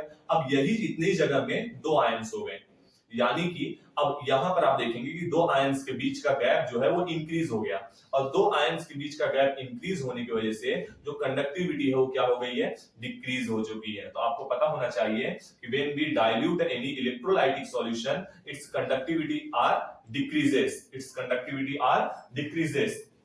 तो यहां पर देखेंगे ये तो फिक्स है कि चाहे स्ट्रॉन्ग इलेक्ट्रोलाइट हो चाहे वीक इलेक्ट्रोलाइट हो, अगर आप उसका डाइल्यूशन कर रहे हैं तो उससे क्या होगा, उसका कॉन्सेंट्रेशन, उसकी कंडक्टिविटी डिक्रीज होगी। लेकिन कैसे डिक्रीज होगी वो यहां पर कॉन्सेप्ट है। तो ये है स्ट्रॉन्ग इलेक्ट्रोलाइट, और ये है वीक इलेक्ट्रोलाइट। ठीक है, स्ट्रॉन्ग इलेक्ट्रोलाइट जो रहेगा वो आपको दिखाएगा कि वो एकदम शार्प और लीनियर लाइन को शो करता है, समझ पा रहे हो। जबकि जो आपका वीक इलेक्ट्रोलाइट है वो ग्रेजुअल डिक्रीजमेंट, मतलब ग्रेजुअल डिक्रीज को दिखाता है कि कंडक्टिविटी जो है वो यहाँ पर ग्रेजुअली डिक्रीज होती है, जबकि यहाँ पर एकदम शार्प लीनियर पॉइंट, मतलब शार्प लीनियर लाइन फॉर्म करके डिक्रीज होती है। तो ये 2 पॉइंट आपको पता रहना चाहिए कि ये ग्राफ क्या रिप्रेजेंट करता है। तो ये ग्राफ मैंने किसके लिए, आपको क्वेश्चन आ सकता है कि स्ट्रॉन्ग इलेक्ट्रोलाइट और वीक इलेक्ट्रोलाइट के लिए आपको बताना रहेगा कि कॉन्सेंट्रेशन कैसे कैसे डिक्रीज होता है, मतलब डाइल्यूट करने पे जो कॉन्सेंट्रेशन डिक्रीज होता है उसका ग्राफ कैसे बनेगा। तो उसका ग्राफ ऐसे बनेगा, समझे। स्ट्रॉन्ग इलेक्ट्रोलाइट के लिए क्या ग्राफ होगा और वीक इलेक्ट्रोलाइट के लिए क्या ग्राफ होगा। स्ट्रॉन्ग इलेक्ट्रोलाइट जो रहेगा वो एक लीनियर लाइन को शो करेगा, डिक्रीमेंट वहां भी होगा लेकिन वो लीनियर लाइन को शो करेगा। जबकि जो आपका क्या रहेगा, जो दूसरा वाला ग्राफ रहेगा, जो दूसरा वाला स्ट्रॉन्ग वीक इलेक्ट्रोलाइट के लिए रहेगा, वो ग्रेजुअल डिक्रीमेंट को दिखाता है, धीरे धीरे डिक्रीमेंट को दिखाता है, मतलब डायरेक्ट नहीं होगा, धीरे धीरे यहाँ पर एक कर्व ग्राफ को दिखाता है। ये स्ट्रेट लाइन को दिखाएगा, एक कर्व लाइन को दिखाएगा, बस इतने का अंतर है। ठीक है, तो यहां पर कोई दिक्कत है बताइए? हमने ये चीज कवर कर लिया है अभी। हाँ, मोलार कंडक्टिविटी हमने कवर कर लिया। मोलार कंडक्टिविटी का फॉर्मूला देख लिया। मोलार कंडक्टिविटी क्या है? इट इज डिवाइडेड बाय, यहां पर आपको दिखते रहना चाहिए। मोलार कंडक्टिविटी क्या है? It is defined as the molar conductivity is equal to the क्या? Conductivity divided by concentration of solution. सही बात है कि नहीं? कंडक्टिविटी कितनी है और उसका कॉन्सेंट्रेशन कितना है, यही होता है उसकी मोलार कंडक्टिविटी। इंपॉर्टेंट है, पता होना चाहिए। अभी हम क्या करने वाले हैं, हमारा मोलार कंडक्टिविटी वाला टर्म भी हो गया। ओके, हाँ, अभी हम Kohlrausch law of independent migration of ions देखने वाले हैं। अब ये 2 मार्क्स का इंपॉर्टेंट क्वेश्चन हो सकता है, एप्लीकेशन वगैरह सब इसका आपने को क्या मतलब यहां पर देखना पड़ेगा। ठीक है, तो ये रफ कर रहा हूं मैं molar conductivity.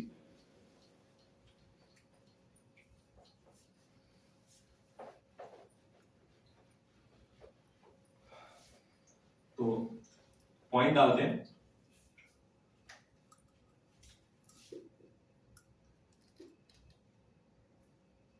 Law of independent migration of ions. ठीक, ये आपका ये है। अब इसका क्या पढ़ेंगे, पहले तो अपन कोलरेस्ट लॉ भी पढ़ेंगे और उसके बाद फिर उसका एग्जांपल देखेंगे, एग्जांपल।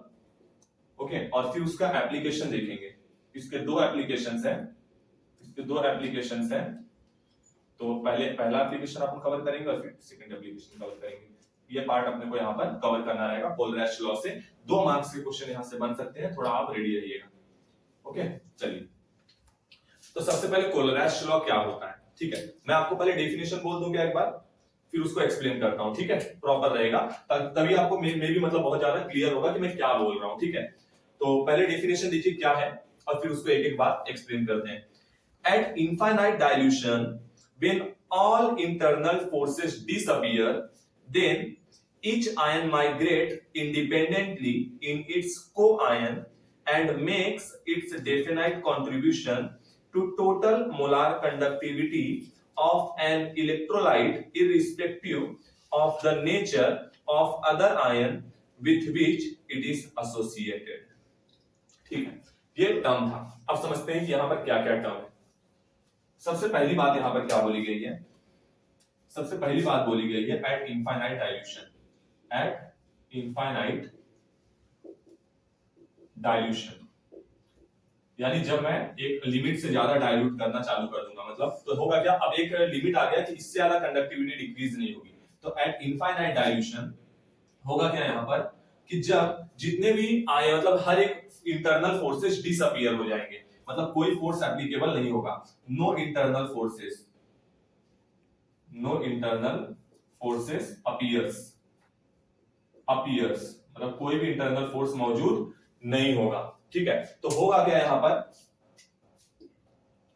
ईच आयन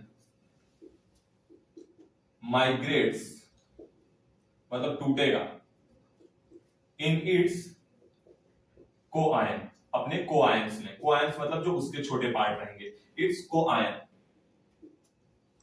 और ये जो को आयन माइग्रेट हुए हैं ये मोलार कंडक्टिविटी को इंक्रीज करने में हेल्प करेंगे। मोलार कंडक्टिविटी, मोलार कंडक्टिविटी को मतलब इंक्रीज करेंगे, उसमें रोल प्ले करेंगे।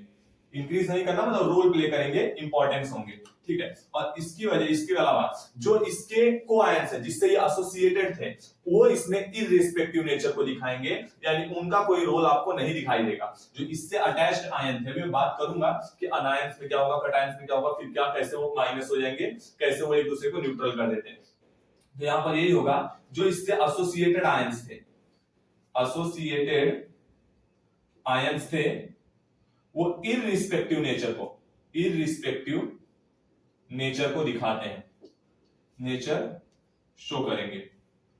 ओके, दिखाते हैं। अब ये बात को अपन सबको मतलब इकट्ठा करते हैं और समझते हैं कि क्या बोल रहा है। ठीक है, एग्जांपल से समझते हैं। जैसे कि मैं अगर बोल दूं कि मेरे पास दो सॉल्यूशन है, एक आप देखेंगे NaCl का सॉल्यूशन है और दूसरा आप देखेंगे KCl का सॉल्यूशन है, ठीक है। और मैं दोनों के कंडक्टिविटी को मेजर करना चाहता हूं और दोनों के बीच में मतलब यहाँ पर क्या करने वाले हैं, इसमें देखेंगे अनायन जो रहेगा वो कैसे कैंसिल हो जाता है और दूसरा जो कटायन रहता है वो अपने आप को मोलार कंडक्टिविटी के फॉर्म में मतलब कैसे दिखाएगा कि वो मोलार कंडक्टिविटी में पार्टिसिपेट कर रहा है, ठीक है।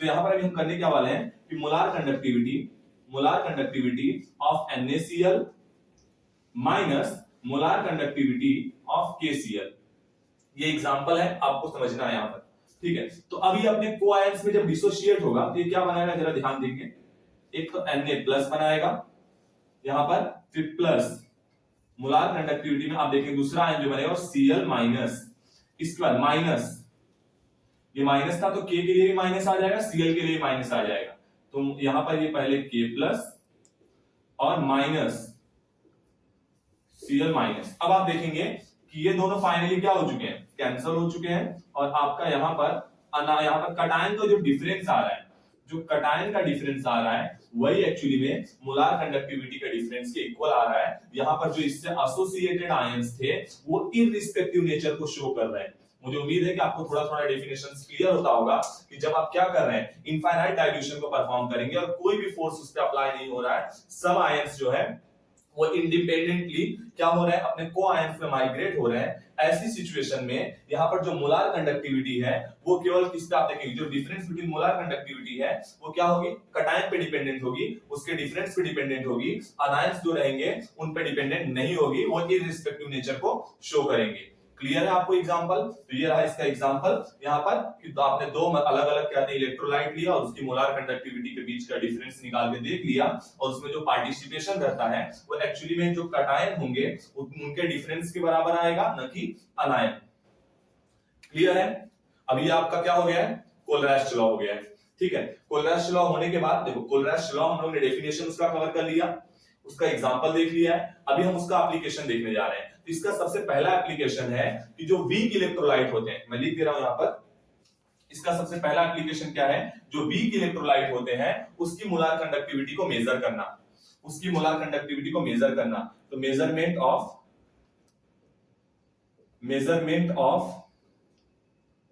Molar conductivity of weak electrolyte.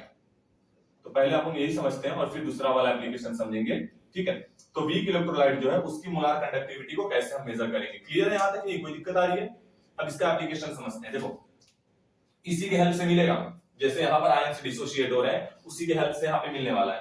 तो हम यहाँ पे जो वीक इलेक्ट्रोलाइट लेके चल रहे हैं वो है CH3COOH, ठीक है। अब मैं यहाँ पे तीन लोगों की मोलार कंडक्टिविटी लेके चल रहा हूँ। पहला मोलार कंडक्टिविटी जो है वो मैं मान के चलता हूँ HCl का है, ओके।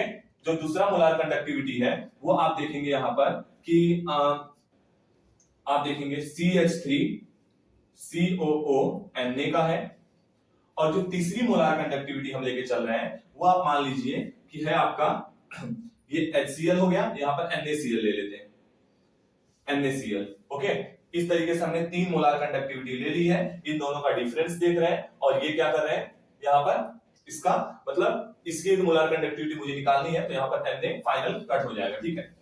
अब मैं थोड़ा यहाँ पर ये क्या होगा, सबसे पहले ये डिसोशिएट होगा अपने को आयंस में, तो H प्लस और यहाँ पर दूसरा जो आयन बनाएगा वो Cl माइनस होगा।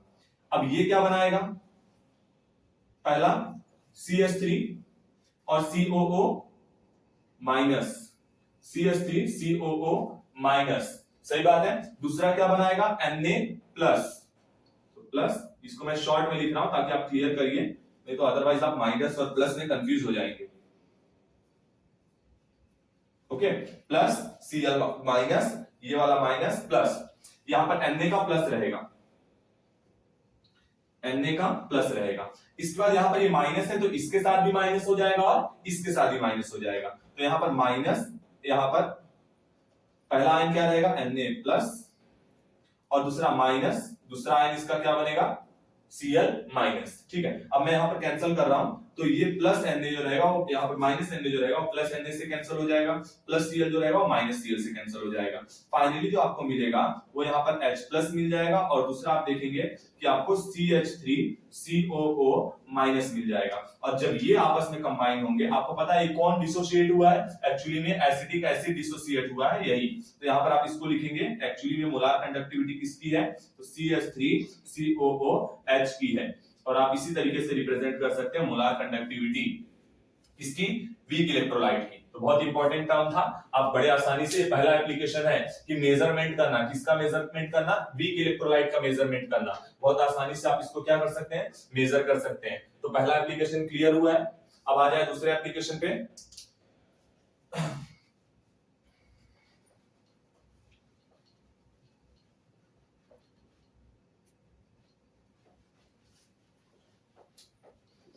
तो दूसरा एप्लीकेशन जो है वो है determination of dissociation constant of a weak electrolyte. Determination of dissociation constant of weak electrolyte. Determination of dissociation constant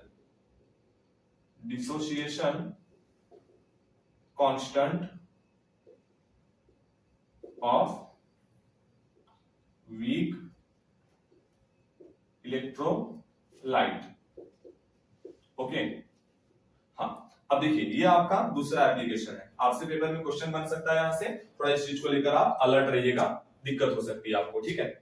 तो देखिए सबसे पहले अब यहाँ पर क्या मानने वाले हैं, हम कुछ टर्म पहले लेकर चल लेते हैं। तो के है जो यहाँ पर वो है डिसोसिएशन कांस्टेंट, वो है यहाँ पे dissociation constant. Okay, dissociation constant. जो यहाँ पर अल्फा है वो है degree of dissociation, degree of dissociation. इसके बाद जो टर्म है इसमें आप देखेंगे सी जो रहेगा वो आपका कॉन्सेंट्रेशन रहेगा। जो सी है वो क्या है, आपका कॉन्सेंट्रेशन है, कि कितना कॉन्सेंट्रेशन कम होगा, कॉन्सेंट्रेशन। ओके, ये आपका कॉन्सेंट्रेशन टर्म रहेगा। और इसके बाद अभी हम क्या कवर करने वाले, देखो मेनली आपको पहले रिएक्शन समझना पड़ेगा। जैसे अगर मैं बोलूं कि मेरा एक रिएक्शन है जो कि AB है, और वो फाइनली अपने कोआयंस में यानी A+ और B- में डिसोसिएट हो जा रहा है।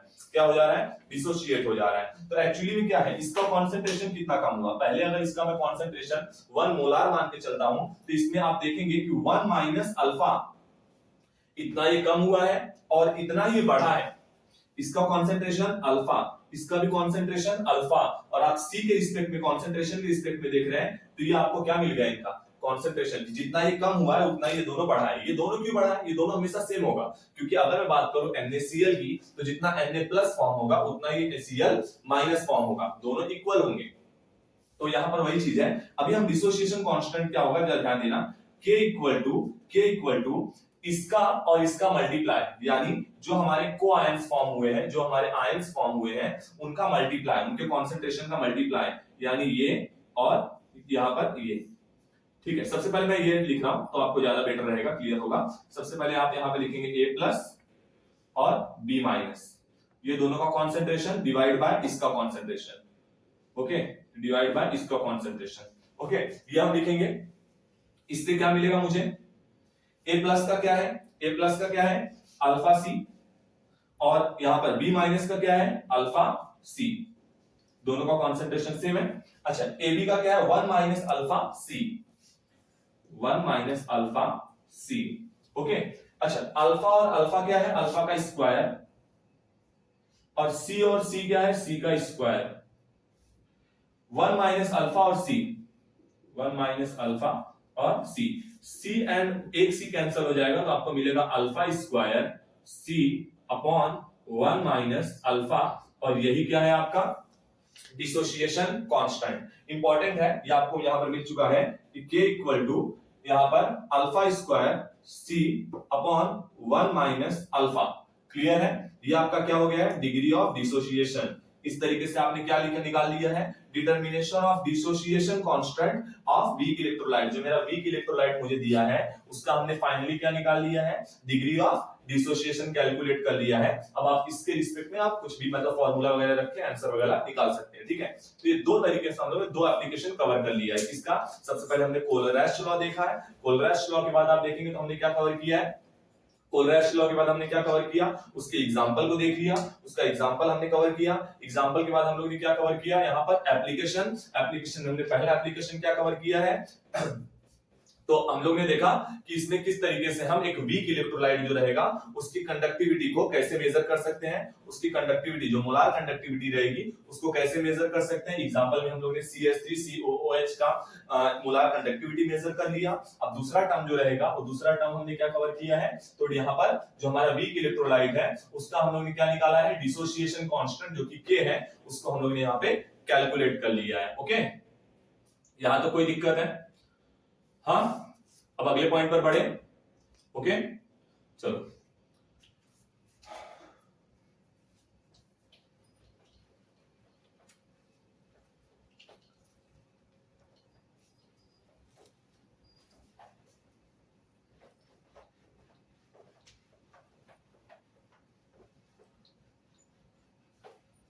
ओके, अभी हम क्या करने वाले हैं, measurement of conductivity, measurement of conductivity, थोड़ा ये इंपॉर्टेंट है, अब ये देख लेना, measurement of conductivity, conductivity, conductivity ना लिख करके मोलार कंडक्टिविटी लिखते हैं, वो ज्यादा बेटर रहेगा, मोलार कंडक्टिविटी। तो देखो मेजरमेंट ऑफ मोलार कंडक्टिविटी हम यहाँ पे कवर करने वाले हैं, measurement of molar conductivity cover करने वाले हैं। और इस मेजरमेंट ऑफ मोलार कंडक्टिविटी मतलब कि आप यहाँ पर ये कवर करने वाले हैं, ठीक है। अब आप कैसे कवर करेंगे, सबसे पहले 4 स्टेप में डिवाइडेड है और चारों स्टेप्स को हम बारी बारी समझेंगे। सबसे पहले अभी आप यहाँ भी आप क्या करने वाले हैं, कंडक्टिविटी सेल प्रिपेयर करेंगे, conductivity cell, conductivity cell prepare करेंगे। कंडक्टिविटी सेल प्रिपेयर करने के बाद यहाँ पर हम लोग सेल कांस्टेंट के बारे में कुछ बातें जानेंगे, तो सेल कांस्टेंट, सेल कांस्टेंट के बारे में कुछ बात जानेंगे। सेल कांस्टेंट के बारे में जानने के बाद यहाँ पर हम लोग क्या करेंगे, उसका अरेंजमेंट करेंगे, यानी डिटरमिनेशन ऑफ सेल कांस्टेंट। यहाँ पर सेल कांस्टेंट आप डिटरमाइन करेंगे, यहाँ पर आप फॉर्मूला निकालेंगे, अभी डिटरमाइन करेंगे, मैं बता रहा हूँ कैसे क्या डिटरमाइन करेंगे। तो सेल कांस्टेंट डिटरमिनेशन या फिर determination of cell constant,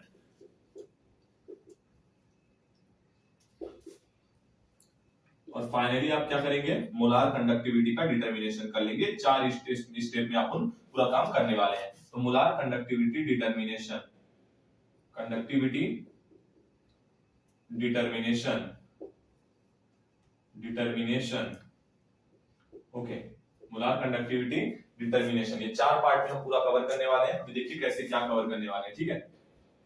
interesting है अगर समझेंगे तो, ठीक है। सबसे पहले कंडक्टिविटी और फिर सेल कांस्टेंट, सेल कांस्टेंट का डिटरमिनेशन करेंगे, मोलार कंडक्टिविटी का डिटरमिनेशन करेंगे। सबसे पहले कंडक्टिविटी सेल के बारे में बात कर लेते हैं। तो देखो कंडक्टिविटी सेल क्या है, ओके, इसमें एक सॉल्यूशन है, मान लीजिए कि KCl सॉल्यूशन है, ठीक है, एक KCl सॉल्यूशन है, ठीक है। और ये जो KCl सॉल्यूशन है, सबसे पहले भी देखो हम करने क्या वाले हैं। सबसे पहला स्टेप, पहले स्टेप्स बता दे रहा हूं, तब आप क्लियर करेंगे ज्यादा बेटर रहेगा। अभी हम क्या करेंगे, सबसे पहले कंडक्टिविटी सेल करेंगे, सब कुछ तो अरेंज करेंगे, कुछ तो करेंगे। व्हीटस्टोन यहाँ पे ब्रिज प्रिंसिपल पे अपन वर्क करेंगे। ये पूरा किस पे वर्क रहेगा, तो व्हीटस्टोन ब्रिज प्रिंसिपल, आपने इसको फिजिक्स से पढ़ा होगा, आपने इसको फिजिक्स से पढ़ा होगा। तो Wheatstone, Wheatstone's bridge principle, bridge principle, इस पे आप क्या करेंगे, ये पूरा एक्सपेरिमेंट करने वाले हैं, ओके। व्हीटस्टोन ब्रिज प्रिंसिपल पे आप काम करने वाले हैं। तो यहाँ पर होगा क्या कि सबसे पहले आप क्या करेंगे, सबसे पहले आप रेजिस्टेंस निकालेंगे। किसका रेजिस्टेंस, सॉल्यूशन का रेजिस्टेंस। किसका रेजिस्टेंस निकालेंगे आप, सॉल्यूशन का। और सॉल्यूशन का रेजिस्टेंस निकालने के बाद अब जब आपको सॉल्यूशन का रेजिस्टेंस मिल जाएगा तो आप यहाँ पर सेल कांस्टेंट निकालेंगे, सेल कांस्टेंट निकालेंगे। और सेल कांस्टेंट निकालने के बाद आपको कंडक्टिविटी पता होगी और बड़े आसानी से आप क्या निकाल लेंगे, मोलार कंडक्टिविटी निकाल लेंगे, मोलार कंडक्टिविटी निकाल लेंगे, कंडक्टिविटी विटी निकाल लेंगे। ठीक है, तो यहां पर सबसे पहली बात, अब ध्यान ध्यान देना, हम लोग एक ऐसा सॉल्यूशन ले रहे हैं जिसका रेजिस्टेंस हमको निकालना है लेकिन इसकी कंडक्टिविटी हमको पता है। इसका रेजिस्टेंस हमको निकालना है लेकिन इसकी कंडक्टिविटी मुझे पता रहेगा, यानी इसका कॉन्सेंट्रेशन क्या होगा, इसकी कंडक्टिविटी क्या होगी। नॉर्मली मतलब क्या आप देखेंगे कि कौन कौन से लिए जाते हैं, तो 1 मोलार या फिर 0.1 मोलार या फिर 0.01 मोलार, ये सब कॉन्सेंट्रेशन के सॉल्यूशन लिए जाते हैं। और आप देखेंगे कि इनकी जो कंडक्टिविटी रहेगी वो आपको पता रहेगी, कंडक्टिविटी नोन, कंडक्टिविटी नोन। और क्या कर रहे हैं आप, resistance going to determine, and resistance going to determine, resistance determined. ठीक है, तो कंडक्टिविटी आपको पता रहेगी लेकिन रेजिस्टिविटी आप निकालने जा रहे हैं। कंडक्टिविटी पता है मतलब क्या आपको पता है, और रेजिस्टिविटी यहां पर सॉरी रेजिस्टेंस आप निकालने जा रहे हैं, यानी आर की वैल्यू आप निकालने जा रहे हैं इसका। ठीक है, तो ये आपको मैं पहले ही बोल दे रहा हूं, फिर से नहीं तो बाद में आप बोलेंगे कि आपको मतलब आप क्या ले रहे हैं क्या नहीं, यही आपको नहीं पता चलेगा। ठीक है, तो ये आपको पता है, आर आप निकालने जा रहे हैं। ओके, क्लियर है। तो सबसे पहले अब हम क्या करने वाले हैं यहाँ पर कि अपना कंडक्टिविटी सेल जो है उसको प्रिपेयर करेंगे और उसके बाद फिर आगे बढ़ेंगे। ठीक है, तो यहाँ पर आप देखेंगे मैं क्या करने वाला हूं कि ये है मेरा कंडक्टिविटी सेल, और आप देखेंगे जो कंडक्टिविटी सेल जो है वो कंसिस्ट करता है 2 प्लेटिनम इलेक्ट्रोड्स को। ये प्लेटिनम इलेक्ट्रोड्स जो है ये प्लेटिनम के प्लेट्स को अपने अंदर कैरी करते हैं। प्लेटिनम के इलेक्ट्रोड्स मतलब जो है ये प्लेटिनम के क्या करते हैं, प्लेट्स को अपने अंदर कैरी करते हैं, जो इमर्स होगा उस सॉल्यूशन में, जो इमर्स होगा उस सॉल्यूशन में जिसका रेजिस्टेंस आपको डिटरमाइन करना है, जिसका रेजिस्टेंस आपको डिटरमाइन करना है। क्लियर हो गया। अच्छा, यहां पर आप यहां तक क्लियर है। अच्छा, ये क्या है, आप ये कुछ वायर्स वगैरह, ठीक है, चलो कोई बात नहीं। अब यहां पर आप देखेंगे कि ये जो है KCl का सॉल्यूशन है, यहां पर ये जो प्लेट्स हैं ये प्लैटिनम ब्लैक से कोटेड है, प्लैटिनम ब्लैक से कोटेड है। तो मैंने यहां पर कुछ बातें आपको बता दी है कंडक्टिविटी सेल के बारे में। सबसे पहले मैंने बता दिया है कि कंडक्टिविटी सेल जो रहेगा वो अपने अंदर क्या क्या कंसिस्ट करता है, तो 2 इलेक्ट्रोड जो कि प्लैटिनम इलेक्ट्रोड होंगे, टर्मिनल पॉइंट पे क्या कैरी करेंगे, 2 प्लैटिनम के प्लेट को कैरी करेंगे, और प्लैटिनम प्लेट जो रहेगा वो क्या कैरी करेगा, प्लैटिनम प्लेट जो रहेगा वो अपने अंदर मतलब प्लैटिनम कोटेड रहेगा, प्लैटिनम ब्लैक से कोटेड रहेगा। इतनी बात आपको यहाँ पर पहले पॉइंट में लिखना आना चाहिए। जब आप बगल में डायग्राम ड्रॉ कर रहे हैं तो देखो पहला पॉइंट आप डालेंगे, जब आपको ये क्वेश्चन बनेगा तो आप पहला पॉइंट डालेंगे। पहला पॉइंट 4 पॉइंट प्रॉपर है, पहला पॉइंट डालेंगे, बगल में डायग्राम बनाएंगे, और डायग्राम बनाने के बाद प्रॉपर क्या करेंगे, उसको एक्सप्लेन कर देंगे, लगभग 4-5 लाइन में एक्सप्लेन कर देंगे। तो एक्सप्लेनेशन कुछ इस तरीके से ही आपका होना चाहिए। ठीक है, अब ये आपका जो सॉल्यूशन है, किस सॉल्यूशन में आपका कंडक्टिविटी सेल जो है इमर्स्ड है, डूबा हुआ है, ऐसा सॉल्यूशन जिसमें जिसकी क्या कंडक्टिविटी आपको पता है, जिसका रेजिस्टेंस आप डिटरमाइन करने जा रहे हो। क्लियर है, तो ये आपका पहला पॉइंट हो गया। अब हम दूसरे पॉइंट पे बात करने जा रहे हैं, वो क्या है, सेल कांस्टेंट। वो क्या है, सेल कांस्टेंट। तो ठीक है, मैं ये रफ कर रहा हूं क्योंकि थोड़ा जगह वगैरह चाहिए। तो सेल कांस्टेंट अभी हम देखने जा रहे हैं। सेल कांस्टेंट जो होता है उसको मतलब डिनोट किया जाता है स्मॉल b से। किससे डिनोट किया जाता है, स्मॉल b से। मैं इसको रहने देता हूं ताकि आपको बाद में ये चीज क्लियर हो जाएगा। ठीक है, सेल कांस्टेंट को स्मॉल b से डिनोट किया जाता है, it is denoted by small b, और इसका फार्मूला क्या होता है, ये एक्चुअली में क्या होता है, L/A। इसका formula length of cross section. तो ये कहां का लेंथ होता है, एक्चुअली में जो मैंने आपको 2 प्लेट्स बताए थे ना, जो मैंने आपको 2 प्लेट्स अभी बताए थे, ये दोनों प्लेट्स के बीच का जो लेंथ है, जो गैप है, उसका डिस्टेंस की बात की, उसके लेंथ की बात किया जा रहा है, उसके डिस्टेंस की बात किया जा रहा है, और जो प्लेट का जो एरिया है उसके एरिया की बात की जा रही है। ठीक है, तो अगर मैं शॉर्ट में बोलूं, आपसे ध्यान रखना कि सेल कांस्टेंट सबसे इंपॉर्टेंट क्वेश्चन है, 1 मार्क्स के लिए यहां से पूछा जाने वाला। 1 मार्क्स के लिए सेल कांस्टेंट क्या होता है, तो सेल कांस्टेंट के बारे में आपको बोलना है, it is the length of cross, यहां पर length between electrode, it is defined as the length between या फिर distance between 2 electrode divided by area of electrode. सही बात है, एरिया ऑफ इलेक्ट्रोड या फिर एरिया ऑफ प्लेट्स। ठीक है, आप इस तरीके से लिख सकते हो, प्लेटिनम प्लेट जो होता है उसका एरिया, और उसके बाद आप यहां पर क्या लिखेंगे, आपको पता होगा कि लेंथ की यूनिट क्या होती है, मीटर, और जबकि एरिया की यूनिट क्या होती है, मीटर स्क्वायर। तो मीटर एंड मीटर कैंसिल हो जाएगा, तो 1/m आएगा, और ऊपर जाएगा तो m इनवर्स हो जाएगा, वो m इनवर्स हो जाएगा। तो इस तरीके से आपको क्या मिल चुका है, b की यूनिट, या फिर मीटर इनवर्स, या फिर आप बोलेंगे सेंटीमीटर इनवर्स। ठीक है, मीटर इनवर्स या फिर सेंटीमीटर इनवर्स, ये क्या है, इसकी यूनिट है। ये आपको पता रहना चाहिए, b की वैल्यू। देखो यहाँ पर ये आपका सेल कांस्टेंट कवर हो चुका है। अब यहां से मैं एक फॉर्मूला बना रहा हूं, थोड़ा वो रेडी रखना क्योंकि वहां से क्वेश्चन बन सकते हैं, ठीक है। तो देखो अभी आगे क्योंकि यहां पर वही काम आने वाला है, तो सेल कांस्टेंट क्योंकि काम आने वाला है, थोड़ा यहां पे देख लीजिए, ठीक है। अभी हमने क्या निकाला था कि हमको पता था, देखिए इससे पहले कंडक्टिविटी जब आप मेजर कर रहे थे तो आपने देखा था कि G जो था वो डायरेक्टली प्रोपोर्शनल था एरिया और इनवर्सली प्रोपोर्शनल था लेंथ के। जब आप इसको इक्वल मतलब ये कहते हैं कि प्रोपोर्शनलिटी साइन दोनों को किए तो A अपॉन L आया और फाइनली इक्वल हुआ, तो यहाँ पर एक K आया था और A upon L as it is था, L एज इट इज था, ठीक है। K ऐसे ही रहेगा, ये यहां जाएगा तो G यहां पर देखते हैं K G as it is, L यहां पर गया तो L और नीचे आ गया A, ठीक है। अब आप देखेंगे यहां पर कि K एज इट इज रहने देते हैं हम, L अपॉन A को मैं क्या लिख सकता हूं, तो L अपॉन A को मैं क्या लिख सकता हूं B, और G को अभी यहां पर एज इट इज रहने देते हैं और यहां पर क्या लिख देते हैं B। G को मैं क्या लिख सकता हूं, तो G को मैं रेजिस्टेंस लिख सकता हूं 1 अपॉन R।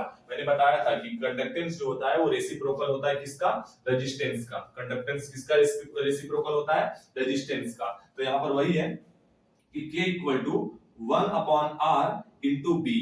इन शॉर्ट में क्या लिख सकता हूं, इसको B को मैं यहां लिख सकता हूं, ठीक है। अब इसको मैं ये आपका पहला फार्मूला बन गया और इससे मैं कुछ क्या फार्मूला बना रहा हूं कि ध्यान देना, R इस तरफ सेंड कर दे रहा हूं तो B equal to K into R।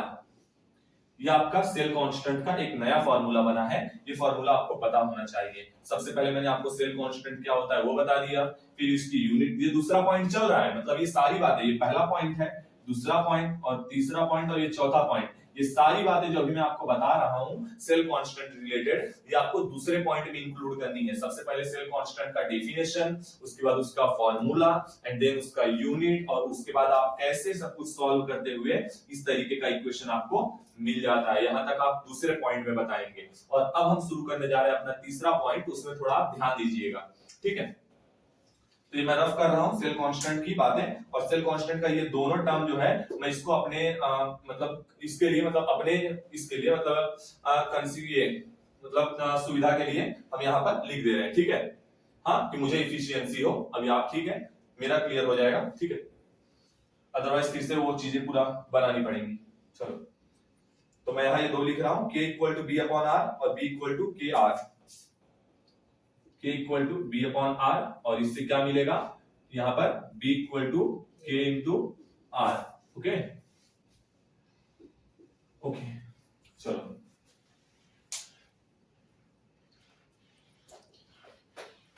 अब तीसरा पॉइंट क्या है, इसमें आप व्हीटस्टोन ब्रिज प्रिंसिपल जो है उसका यूज करेंगे और उससे आप सेल कांस्टेंट डिटरमाइन करने वाले हैं, लेकिन उससे पहले आप रेजिस्टेंस डिटरमाइन करेंगे। तो देखो क्या होता है, मैं सबसे पहले व्हीटस्टोन ब्रिज यहां पर रेडी कर रहा हूं, ठीक है।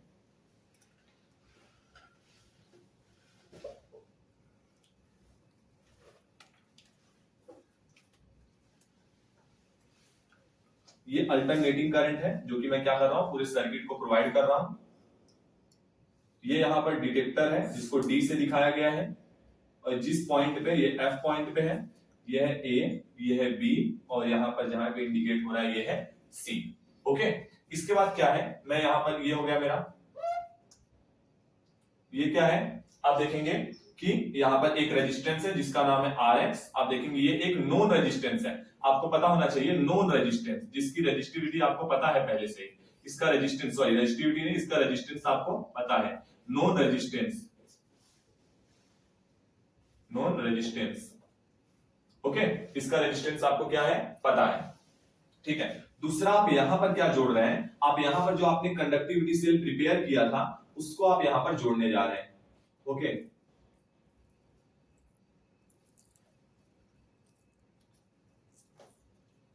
आप इस तरीके से उसको यहां पर जोड़ने जा रहे हैं, तो इस तरीके से आपने उसको जोड़ दिया है।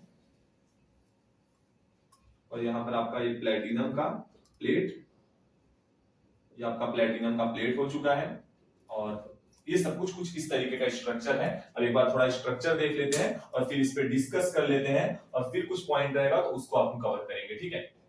देखिए, ये जो स्ट्रक्चर है ये क्या है, व्हीटस्टोन ब्रिज प्रिंसिपल के अकॉर्डिंग हम क्या करने जा रहे हैं, हम सॉल्यूशन, कौन सा सॉल्यूशन, जो ये सॉल्यूशन है इसके रेजिस्टेंस को मेजर करने जा रहे हैं। रेजिस्टेंस ऑफ सॉल्यूशन मेजर करने जा रहे हैं, पहले स्टेप में है। रेजिस्टेंस ऑफ सॉल्यूशन को मेजर करने जा रहे हैं और व्हीटस्टोन ब्रिज प्रिंसिपल के अकॉर्डिंग। ठीक है, तो यहाँ पर हमने यहाँ पर जो अब देखो आप लिखेंगे क्या, सबसे पहले आप लिखेंगे कि यहाँ पे सबसे पहले आपने क्या किया है, एसी करंट को प्रोवाइड किया है, अल्टरनेटिंग करंट को प्रोवाइड किया है। इसके अलावा जो AB है, AB जो है वो एक स्लाइडिंग वायर है और उस स्लाइडिंग वायर पे आप क्या करेंगे कि यहाँ पर F क्या है, F एक मान लीजिए जॉकी जो आप यूज करते हैं फिजिक्स वगैरह यूज किए होंगे स्लाइडिंग पर्पस से, स्लाइडिंग पॉइंट की तरह। और इस जॉकी की वजह से आप क्या करेंगे, इस जॉकी की वजह से आप AB जो पूरा वायर है उस पे ये देखेंगे कि बैलेंसिंग पॉइंट आपको कहां मिल रहा है, मतलब वो पॉइंट जहां पर जो करंट का फ्लो है वो जीरो है, जहां पे जो करंट का फ्लो क्या है, जीरो है। तो इस पॉइंट पे आप करेंगे और यहाँ पर है डिटेक्टर क्या, ये सब बातें आपको लिखनी रहेंगी। थर्ड पॉइंट में ये सब बातें आपको एक्सप्लेन करनी पड़ेंगी। तो यहाँ पर क्या है, डिटेक्टर की हेल्प से आप क्या करेंगे, डिटेक्टर एंड जॉकी के हेल्प से।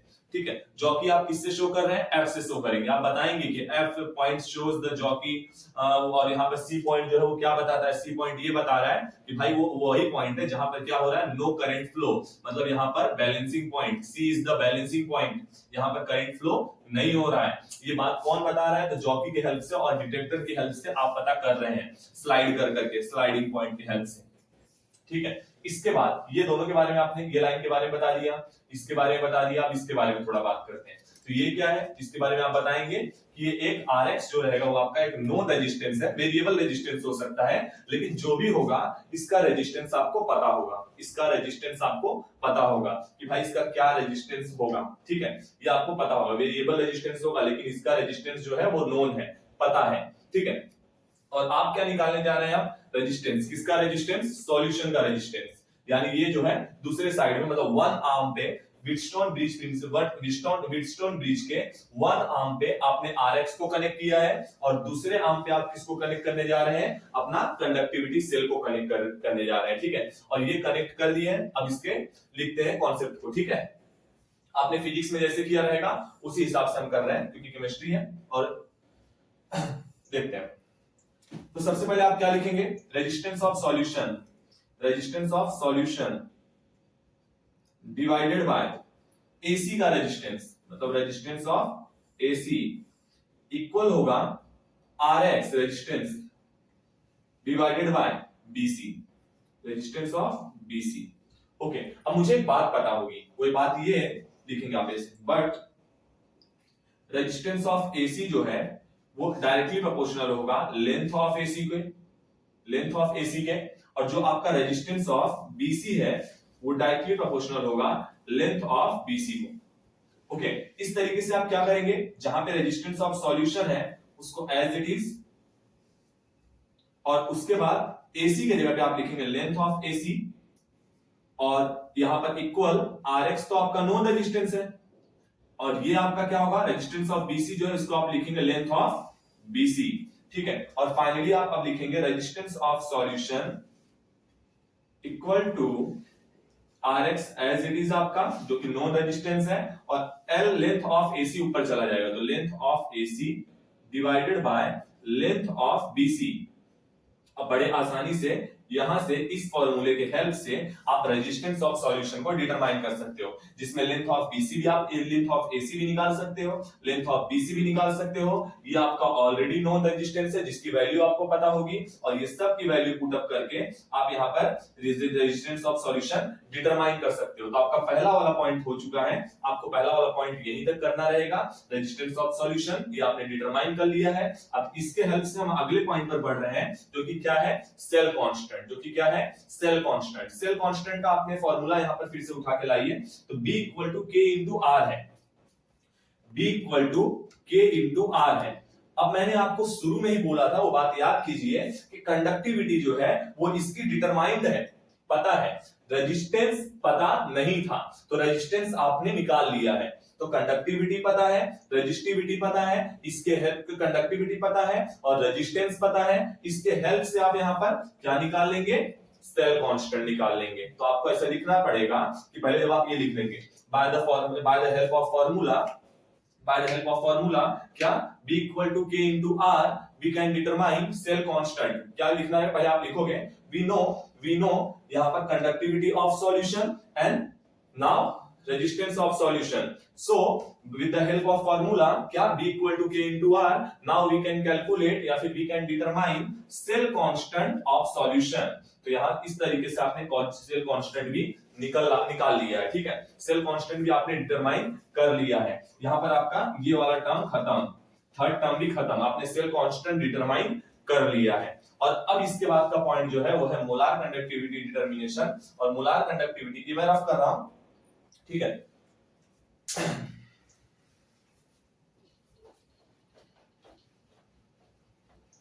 अभी हम मोलार कंडक्टिविटी करने जा रहे हैं, ठीक है।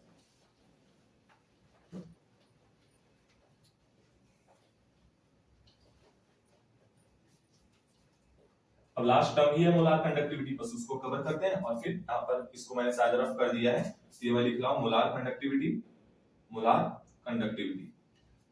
तो आपने यहां तक कवर कर लिया है, आपका ये भी निकल चुका है, आपका ये भी निकल चुका है। अब हम इस पे बढ़ रहे हैं। तो मोलार कंडक्टिविटी का फॉर्मूला होता है 1000 K/C, ठीक है।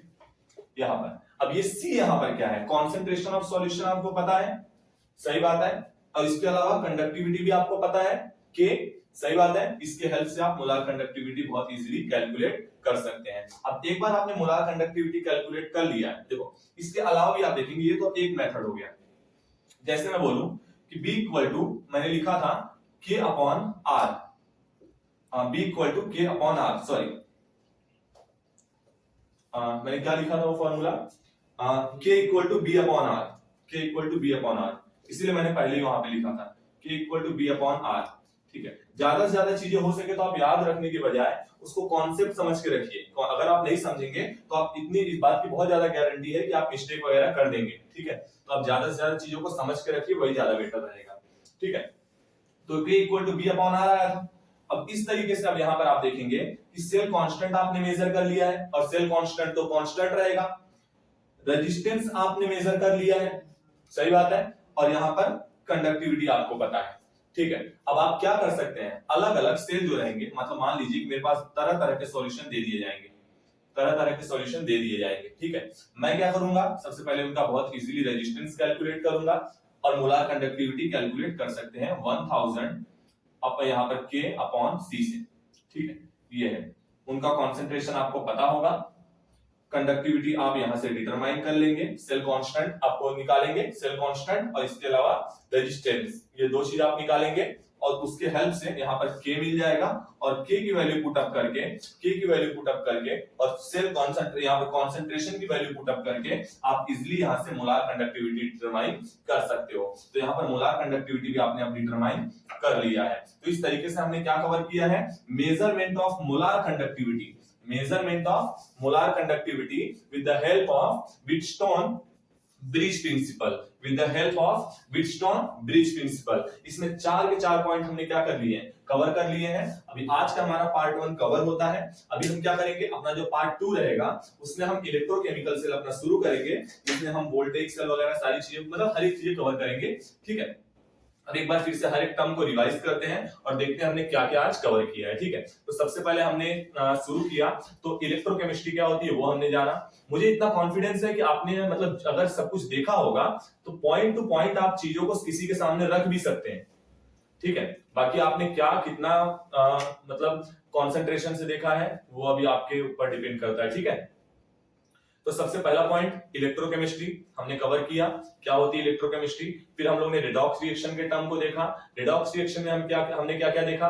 सबसे पहले रिडॉक्स रिएक्शन क्या होता है, उसका example, oxidation, reduction, oxidant, reductant, ये सारी चीजें हम लोगों ने कैरी किया। फिर हम लोगों ने देखा कि कंडक्टर क्या होता है। कंडक्टर में 2 टाइप के कंडक्टर, एक इलेक्ट्रॉनिक कंडक्टर, दूसरा इलेक्ट्रोलाइटिक कंडक्टर। फिर हम लोग ने क्या देखा, इलेक्ट्रोलाइटिक कंडक्टर मतलब इलेक्ट्रोलाइट क्या होता है और नॉन इलेक्ट्रोलाइट क्या होता है। फिर हम लोगों ने देखा कि इलेक्ट्रोलाइट में भी 2 इलेक्ट्रोलाइट होते हैं, एक वीक इलेक्ट्रोलाइट, उसके एग्जांपल, और उसके बाद फिर हम लोगों ने क्या देखा, जो स्ट्रॉन्ग इलेक्ट्रोलाइट रहेगा उसका एग्जांपल, यह हमने कवर किया।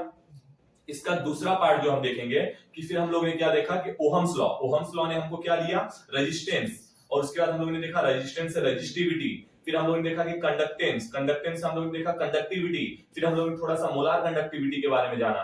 मोलार कंडक्टिविटी के बाद हम लोगों ने देखा कि जैसे जब हम डाइल्यूट करते हैं किसी चीज को तो उसका क्या इफेक्ट पड़ता है हमारे कंडक्टिविटी पे। तो मैंने बताया कि कंडक्टिविटी जो होती है वो डिक्रीज हो जाती है। तो स्ट्रॉन्ग इलेक्ट्रोलाइट में कैसे डिक्रीज होती है और वीक इलेक्ट्रोलाइट में कैसे डिक्रीज होती है, ये हम लोग ने कवर कर लिया। स्ट्रॉन्ग इलेक्ट्रोलाइट में हमने देखा कि लीनियर हमको मतलब लीनियर ग्राफ मिलेगा, स्ट्रेट लाइन मिलेगी, जबकि उसमें आपको ग्रेजुअल डिक्रीज दिखेगा यानी कर्व लाइन मिलेगी। ठीक है, तो ये हम लोग ने वहां पर देख लिया। मोलार कंडक्टिविटी अपना कवर हुआ और मोलार कंडक्टिविटी के बाद हम लोगों ने कोलरेस्ट लॉ देखा। कोलरेस्ट लॉ में हम लोगों ने देखा कि क्या होता है कोलरेस्ट लॉ, उसका एग्जांपल देखा, उसके दो एप्लीकेशंस देखे और पहला एप्लीकेशन जो था उसमें हम लोगों ने क्या कवर किया कि कोलरेस्ट लॉ जो है वो कैसे हेल्पफुल है हमारे लिए। पहला तो देखो, एक तो डिसोसिएशन ऑफ आयंस था, जो डिसोसिएट हो रहे थे और डिसोसिएशन के दौरान आपने कैसे उसको मतलब ये किया है, सही बात है कि नहीं। एक तो डिग्री ऑफ डिसोसिएशन था, सही बात है, एक एप्लीकेशन क्या था, डिग्री ऑफ डिसोसिएशन था, वो दूसरा वाला था, और पहला वाला क्या था, हाँ देख लेते हैं क्या दिक्कत है। ठीक है, तो यहाँ पर दूसरा ये पहला वाला जो था मोलार कंडक्टिविटी को कैसे आप डिटरमाइन, अच्छा हाँ बहुत इंपॉर्टेंट था मैंने बताया। ठीक है, कि मतलब आप इलेक्ट्रोलाइट जो है वीक इलेक्ट्रोलाइट है उसकी मोलार कंडक्टिविटी को कैसे डिटरमाइन करते हैं, सही बात है कि नहीं। तो मोलार कंडक्टिविटी डिटरमाइन कैसे कर सकते हैं, इसके अलावा डिग्री ऑफ डिसोसिएशन कैसे डिटरमाइन कर सकते हैं, दोनों का हम लोग ने फॉर्मूला देख लिया था। इसके बाद फिर हम लोग इसके बाद वाला पॉइंट जो था वो था कंडक्टिविटी कैसे डिटरमाइन कर सकते हैं, सही बात है ना, वो यहीं पे अभी है कि मोलार कंडक्टिविटी आप कैसे डिटरमाइन कर सकते हो with the help of Wheatstone bridge principle. तो हम लोगों ने देखा कि यहाँ पे 4 पॉइंट, सबसे पहले पॉइंट में हमने क्या कवर किया, कंडक्टिविटी सेल कैसे प्रिपेयर करेंगे, कंडक्टिविटी, इसके बाद सेल कांस्टेंट क्या चीज होता है उसके बारे में हम लोगों ने देख लिया, और इसके बाद फिर हम लोगों ने क्या देखा कि सेल कांस्टेंट जो रहेगा उसको कैसे डिटरमाइन कर सकते हैं, और सबसे लास्ट वाला पॉइंट है जिसमें हम लोगों ने देखा कि मोलार कंडक्टिविटी को आप कैसे डिटरमाइन कर सकते हो with the help of cell constant, with the help of cell constant. तो अभी आज हमारा इतना कवर हो गया है, अब मिलेंगे हम अगले वीडियो में, तब तक के लिए